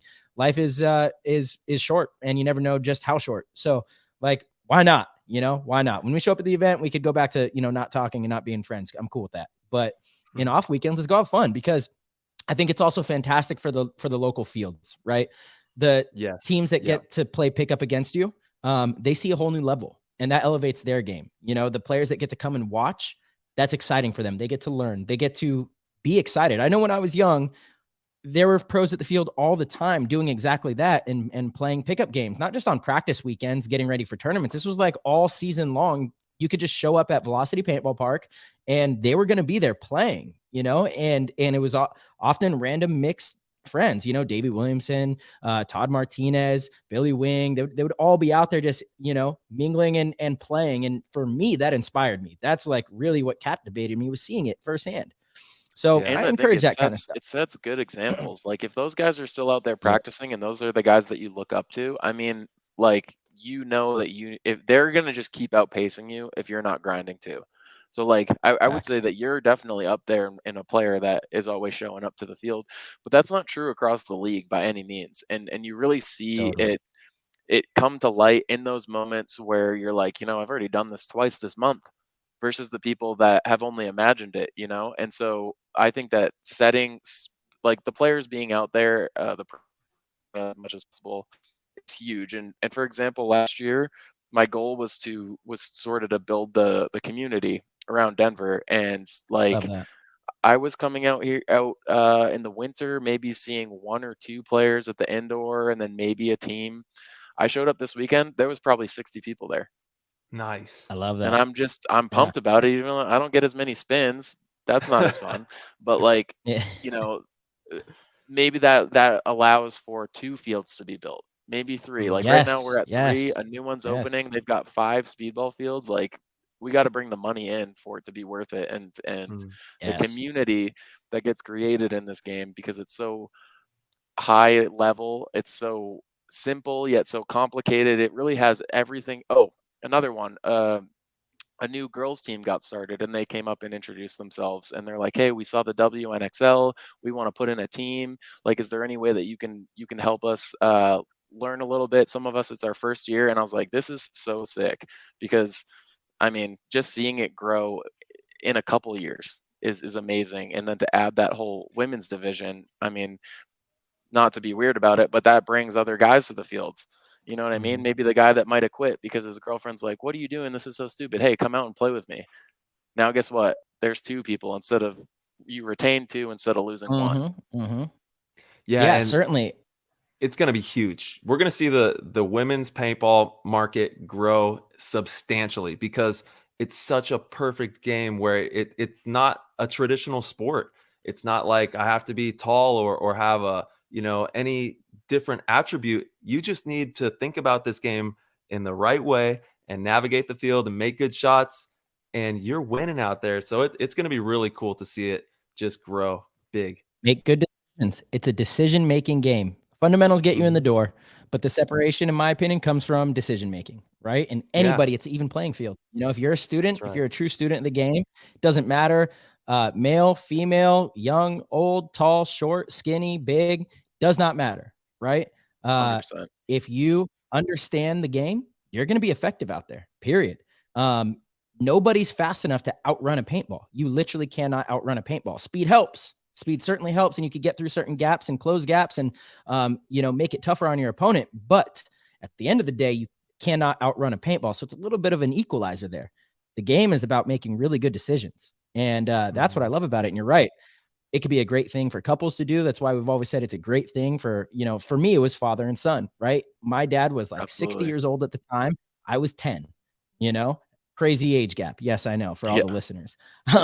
But he was able to come out and play this game with me, and it ended up creating and building the most amazing bond. Tyler, I know you have a similar story with your dad.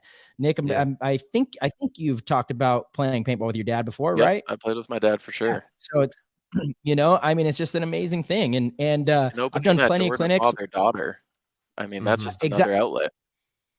Exactly. I was just going to say, I've done plenty of clinics where a full family will come to the clinic, daughter, sick. Son, mother, father. Every time I go out to Wisconsin, shout out to Outdoor Adventure Paintball. I haven't been there in a little bit. I miss you guys. Hope everything's going well.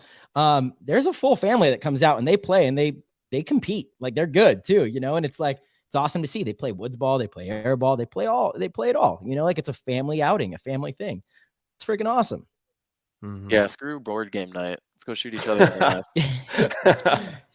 Board games are fun too. Yeah, they are. We've been playing a lot of Uno around the Harmon household, and it's been getting pretty crazy. Reverse. Yeah. All right. And the Mario Kart's been popping. We also got the Northern Lights is the newest WNXL team that is making their debut. Do they have a weed leaf in their logo? I am not Is that a sure. weed I, leaf? I haven't seen it, but they are Canada's. It's a maple leaf. It's Oh, it's a Canada's- maple leaf. Okay, they're Canada's. Got it. Got it. Canada's first and only female pro team. So we're excited to see That's them out awesome. there. Well, they better pick up Oh, that's some of huge. my hormesis bands coming out because I modeled those after the Northern Lights. No way. So, Dude, those look amazing. Whoa. They thanks, look dude. really Appreciate good. it. I obviously didn't see all of them. I just saw the Yep. one photo that Hormesis posted with the dark to light green. I love them. They're definitely your style. Has your touch on Appreciate them. that, dude.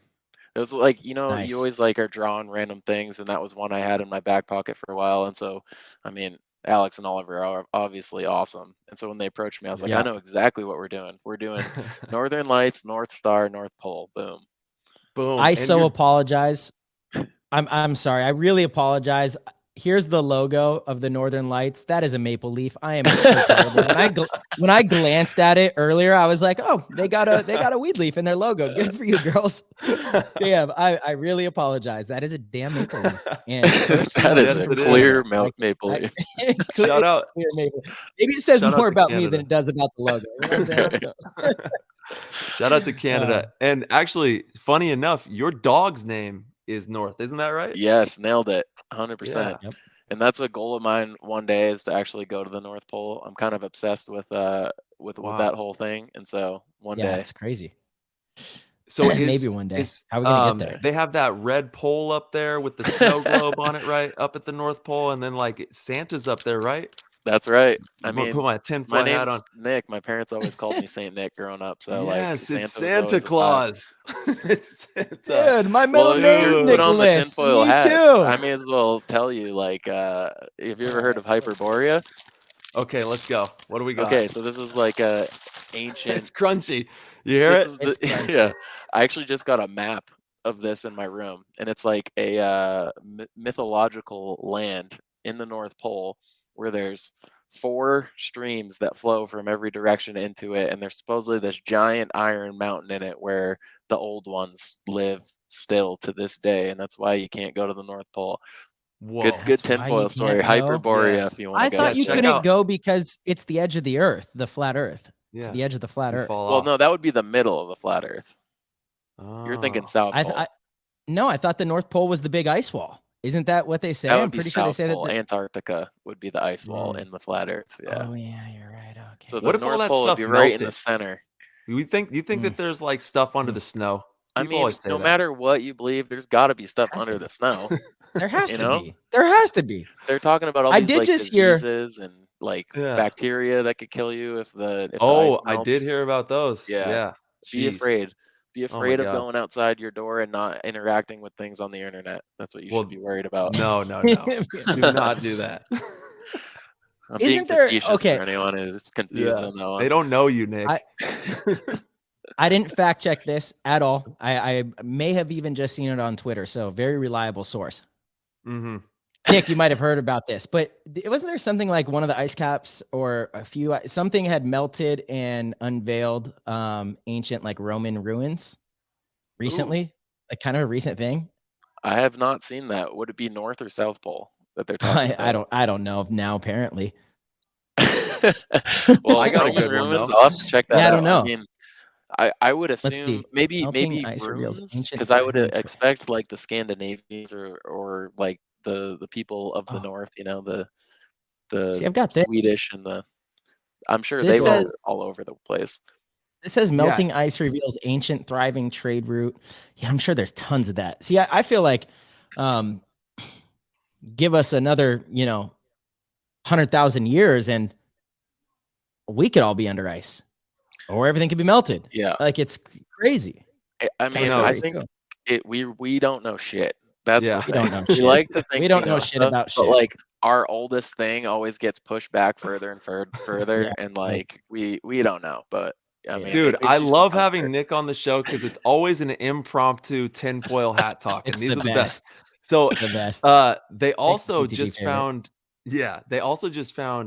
Egyptian mummies and like Buddhist statues in the Grand Canyon, right north of me. Way. That's not What? too far. Yeah, like a crazy cave with a Oh, I've bunch heard about this cave. of ancient artifacts and like warrior warriors in Egyptian sarcophaguses and stuff. It's insane. Just read about that. I got to check that one out. But I've definitely heard about some caves that were being guarded that you couldn't go into that have a bunch of weird stuff in the Grand Canyon. We'll see. I'm a full believer in lost civilizations. That has to have happened. We have to have gotten to a pretty advanced point at some time and then been completely wiped out. And we just haven't found it. Haven't found it yet. And that's part of we continue to uncover stuff that dates back further and further. Hold on, wait a second. Yeah, I think the persistence of the whole Atlantis theory or story, and then the combination of a whole bunch of different really advanced cultures also building pyramids at the same time. There had to have been some sort of contact there, but we like to think that they were all just separate and the world wasn't united, but we did it for the first time. Yeah. They just look really cool and everybody wanted to build them, man. What do you want? They look awesome. It looks like a pain in the ass carrying all those big stones. Well, maybe it's easy when you have a wand. You just whip your wand around, bam. I think you're onto something there, Todd. Maybe humans back then were the size of dinosaurs, and so they were so strong they could just easily pick up those stones. It was like dino humans. Yeah, I like that. Sure. I mean, they say that the dinosaurs could exist because the atmosphere had way more oxygen in it, so that they could get so big. But I mean, who knows? So I think that the planet can exist through a lot of different phases. I mean, we had an ice age. We're about to have a whole bunch of carbon, but I think in the end, life finds a way. Yeah, life finds a way. There's a lot of really intelligent people who are always on the forefront of trying to do whatever we can. I know that there's like you said, Nick, who knows? You know what I mean? It's just okay. We're so silly to think that we know. Yeah. So silly. Yeah. Who knows? Silliest part. Who knows? So Nick, what's going on in your off season, man? Are you excited for the new year? I'm sure you are. How are your holidays? Happy holidays. 100%. Happy New Year. All that Thank stuff. you. Happy New Year. I haven't talked to you guys yet. I'm pumped. Yeah. Got a whole bunch of things going on, with BKI and Impact. We're keeping our same roster, which is always fun. That doesn't always happen. Pumped that we have. I heard Bart was going to the Northern Lights. Oh, I hope so. I mean, that would be cool for WNXL. That's for sure. That'd be sick. Major. Yeah. That'd be sick. Maybe we'll try to drop a hint to him. He's such a great coach and a great motivator that Dude. I mean, I think people really have a misconception of Bart in general. So I'm glad when you guys have him on and you can hear a long form version of Bart. But he's such an interesting mix between super successful but super humble and a hard worker, yet also wants that to rub off onto you. He truly wishes the best for you, but he's also not going to pull any punches, you know. And so I think a lot of people in short interactions get to see the not throwing any punches, but really I mean, if that guy cares about you and he's invested in you, there's no one else you'd want in your corner. Straight up. And he, for everybody that doesn't know, played pro hockey. You got to listen to the episode that we had with Bart. I forget what number it was, but Bart has been in the trenches and he's got a heart of gold for paintball. He's got a heart of gold for, like you said, the people that he keeps around him and that are a part of his organizations. And he's going to go above and beyond to make sure that the job gets accomplished. Whatever we set out to do, we're going to have the best go at it. And, he's always, now he will let you know, he'll shoot that arrow straight at you. He'll let you know. But that's what you need too. You need that brutal honesty. Sometimes you need to cut through the fog and just see the clarity, and he does that very well, as an owner, as a leader of the team, and spearheading Impact for so many years. He's like that meme. It's protect that man at all costs. I think paintball is in such a great spot right now that but it needs him at the helm, and I don't think people realize that. And so if you ever see him out there, just be like, "Hey Bart, what's up? I'm glad that you're doing what you're doing, and we support you." Boost that man up, because I think if you remove him from the situation, this great track that we're on and growing and reaching out into these different avenues and being open-minded while doing it, I think we need that guy right now. So totally much respect to Bart. Yeah, Bart, man. 100%. Yeah, I mean, Bart and Tom both. You know, And I Tom. really appreciate the people that are at the helm right now. I truly do. I I think love that they. episode you guys had with him on. Like That you was Thank you, guys brother. having him on is so good because people, but you guys are also asking the hard questions, and I think that's important. Yeah, And totally. you're kind of like becoming this middle ground between the players or the Mm, participants and mhm. the people at the top that make the decisions. And so like also need you guys right now. So very important. So I appreciate you guys a Well, lot. thank you, Nick. Hey, We have such a great community of people and the ownership, all the owners of the NXL, everybody that puts Go Sports together, the players, the participants. We could not be positioned better in this game right now to really make a splash on the world stage for paintball. And it's because everybody showing their hearts and really digging deep and fighting for this game we all love. Absolutely. We're all on the same team in the end, really. You know, really. Let's go. 100%. I just Yeah. realized I read a Discord question that was for Nick to Jimmy on accident. Oh, I really? might have even said Nick when I was addressing You did. Jimmy. I was in the Sorry. back room and I You were- heard my name and I looked up. Yeah. Oh, that is so funny. He Oh took it my like a gosh. champ. He did 100%. I mean, I'm not realizing until right now. I'm looking at the Discord. I'm like, oh, that was for Nick. So Osborne. that is for Nick. Yeah. And we're talking about the last episode. We had Tom Cole on. If you guys haven't listened to it, you got to go back and listen. We discussed some of the changes, a lot of exciting things coming to the league in 2023 in paintball as a whole. But this question is, Nick, if you were the supreme ruler of all things paintball, what 2 formats of play would you try to elevate, and what 2 things would you change in those formats and try to make happen? All right. I think the title is a little bit much, but I get the gist. I think I really like a combination between the large and the small. So either 1-on-1s or 2-on-2s. I think that's very palatable for people to enter, start playing, or just watch and start to understand what's happening. I personally like 2-on-2s better than 1-on-1s because there's that team dynamic and there's also that chance that someone does a crazy thing like wins a 2-on-1. Yes. So 2-on-2s I would definitely push. And then I kind of heard the tail end of the other answer, but I also agree. I really like 7-man. I think it's a really good number as a team. You can take a lot of risks off the break. You can really roll the dice, but if you lose 3 guys, you're still in the fight.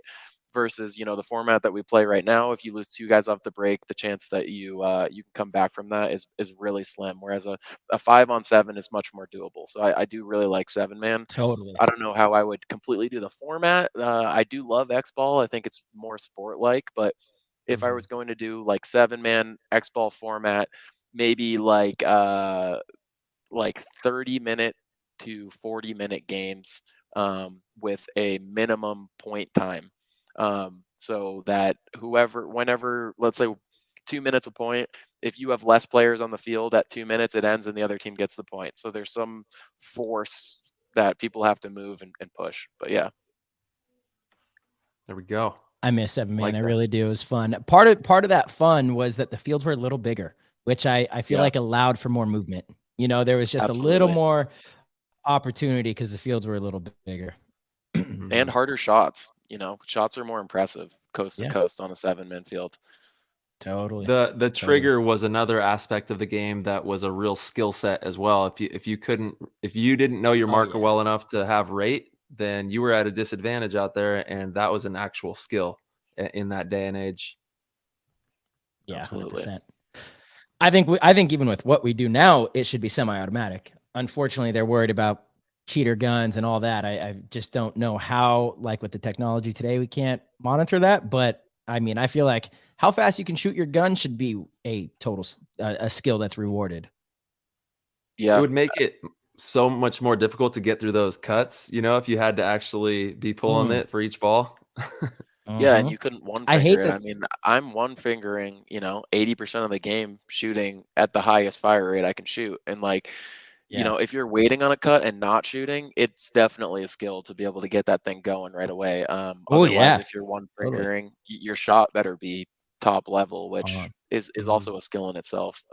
I kind of agree with the whole not being able to deal with the semi-auto cheater guns.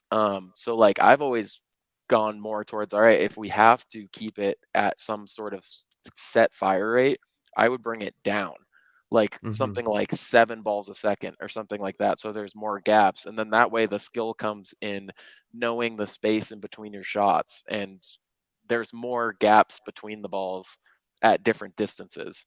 Do you remember True Semi?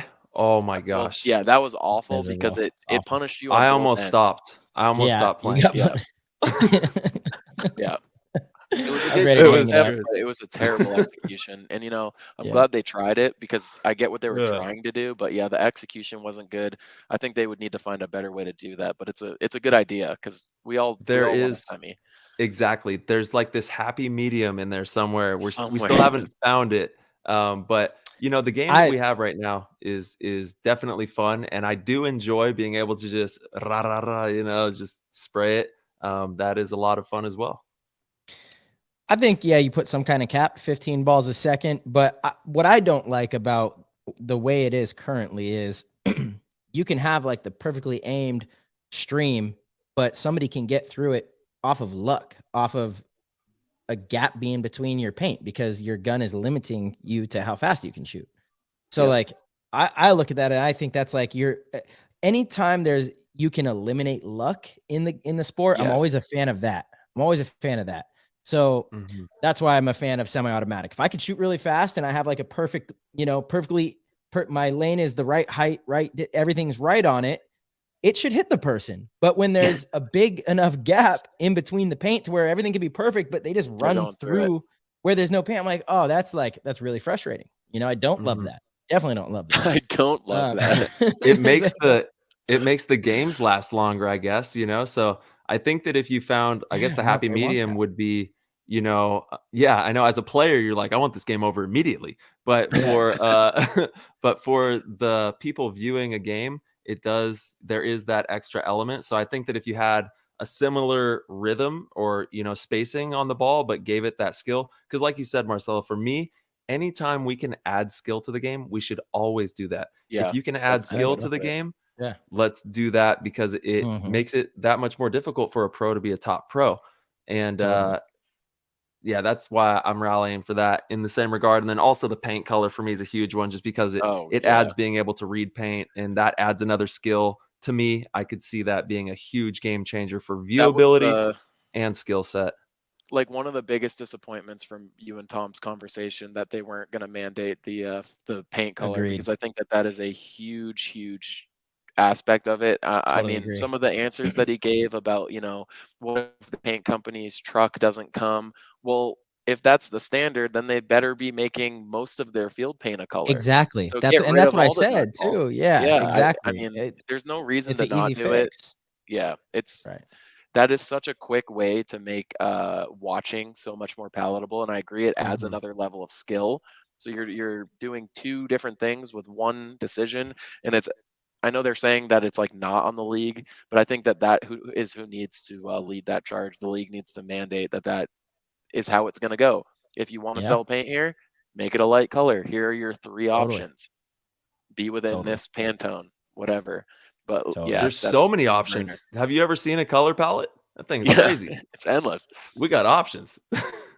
I think it would be cheaper too. Of course, I think it'd be cheaper because you just make a clear shell instead of a colored shell and have the bright yellow fill. Right? That's a good idea. That's a good idea for sure. Seems all I know once again is I don't know anything about the paint industry, so they probably have. I don't know much either. They probably have reasons of their own. But as a player and as a fan and someone that wants the product to be the best, I think that it would be a really tremendous move for the game as a whole. Someday down the line, we're not asking for tomorrow. It's going to happen. Like as we grow, it's gonna happen anyway. So it's just like silly that we're not taking the motivation to do it. Agreed. I agree. I think it's definitely going to happen. Yeah, it has to. It has to. It has to. For totally agree. What do you think about the one weekend layouts? I'm so split between that. I don't think it makes sense for the reasons that they say it makes sense. I personally think that for at least the professional division, it makes more sense to have more practice. I think it helps the fields locally have a reason to go to the field to practice. I like more weekends.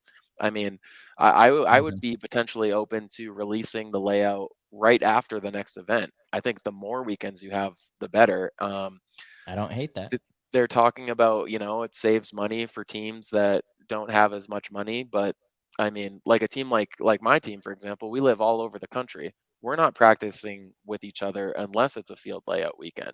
And so Right. like really those are the teams that are going to practice less. Like if you're a team that's already practicing and now you just have one less field layout weekend, yeah, it's optional, but anyone who's extra motivated to win is going to show up anyway. So if anything, what you're doing is you're taking the teams that are less motivated and you're going to make them worse, and you're going to take the teams that are more motivated and make them better because they're just going to practice the same amount. And those are the teams that are splitting anyway. I think, yeah, give the most amount of practice possible. That way you can play the weekend after the event, if that's your weekend free, to see what the layout is, and then maybe on a Wednesday, blah, blah, blah. But I think anytime you limit it to 2 or 1 weekend, then now it's crunch time. Whereas you could have practiced the 2 weekends before if you had that laid out and then took 2 weeks off, whatever it is. But yeah, That's I kind of how don't love Europe the does it. weekend. Yep. Yeah. Yeah, I agree. I'm not going to say I hate it because I haven't had a season on it yet, but to me, I would have rather gone either the blind layout route or keep it the way it was. The 1 weekend just seemed like a weird middle ground, and I don't think it's Yeah. going to have the outcome that they intend for it to have. And I actually think the teams with less funding are going to struggle too, because when the layout gets released, the teams with more funding, I don't know what your guys' practice schedule is. I know we're certainly doing everything we can to play every single day we can on that layout. But, Yeah. People with real 9-to-5 jobs that can't get all that time off, it's going to be much more difficult. They're going to have less days on the actual field. And I think there's like a steep learning curve to where it's like, I don't know what it would be beyond 2 weekends, but I certainly know beyond 1 weekend where you have 2 days on the field, like an extra day or two, you learn significantly more. Definitely. And I'm sure it levels off at some point. I don't know exactly what that point is, but teams that have 2 days on the field versus teams that have 5 days on the field, it's going to be a massive difference. I really believe that. Absolutely. I agree with that 100%. And so We like shall see. just I don't understand why the pro division and the lower divisions have to do the same thing. I Yes. mean, I think that we can start splitting off, whether it's, limited paint, whether it's Right. weekends on the field. But I think that the pro division should be on the higher end of the amount of practice. And then you work it down as the divisions get down. And then the same thing with paint. I think that like, I think we should be playing with 4 pods, but like, because they're talking about all the other divisions not being able to do that or want it, it doesn't matter. I think that like the pro division should be the showcase of the highest Totally. level, most skill possible. And we have so Yes. many ways to add skill and separate Yes. the best of the best. And so I think we should be taking those steps, but we're trying to make it the same thing as someone entering the game so that they understand it. But I don't think that's ever really translated into retention or bringing on new players. I could not agree more, Nick. There's no other sport that the pros play the exact same as people just entering the competitive, realm in that industry. I could not agree more. Love the 4-pod idea. The only thing that I understand about, why it would be difficult to have pros have, or anyone have a difference in the amount of field layout is that then you would have to have a different field layout for divisionals and pros. And there's Which a I little don't bit necessarily like. I'm with what's you that? where you're going with this. I don't Yeah, necessarily like that. I think we should all the divisions should play on the same layout. So Yeah. I know where you're Yeah. coming from there for sure. It motivates them to watch Go Sports. It motivates them to come and show up and watch games. It motivates, local fields to say, hey, everyone's going to be practicing on this field. You're getting ready for the tournaments. I think it does pose. Someone did lay out a way to make that work, and it was, what was it? Was it like the pros play the event? But this was reverse. So this was pros having 2 weeks on the layout, and then everyone else having like up to a month or longer. And the proposal was like the pros would play the layout, and then the following tournament for divisionals, they would play that previous pro layout. It's not a bad idea. I mean, it always comes down to costs, them running the league. Like even if they left the venue in the same spot, the pros play for one weekend, the other divisions come back, but you're still leaving all that infrastructure up, and you have all the refs and stuff. So no, I don't mean that. So it all happen. It would all happen on the same weekend. I'm just saying, like, so example, and the only issue is the first event, right? Like, what do you do for the very first event that this is in effect? But if you can figure that problem out, I'm sure you can.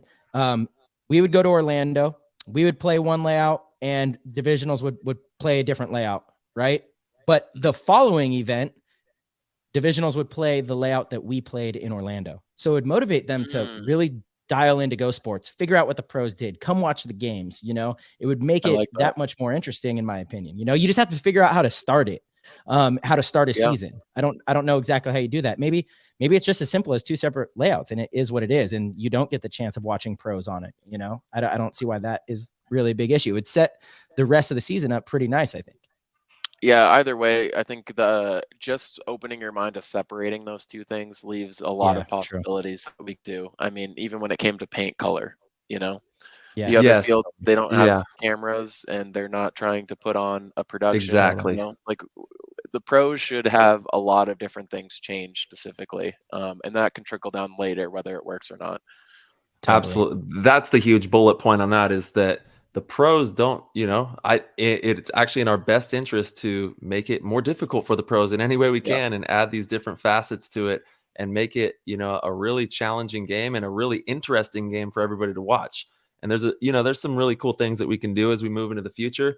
And, you know, it's not like anything's set in stone. It's just the product, you know, we want to make sure we give the people watching the best product possible. And I love your ideas about 2-man and even 3-man. You know, there's so many different ways that you can make it palatable and make it exciting and have different facets of the game.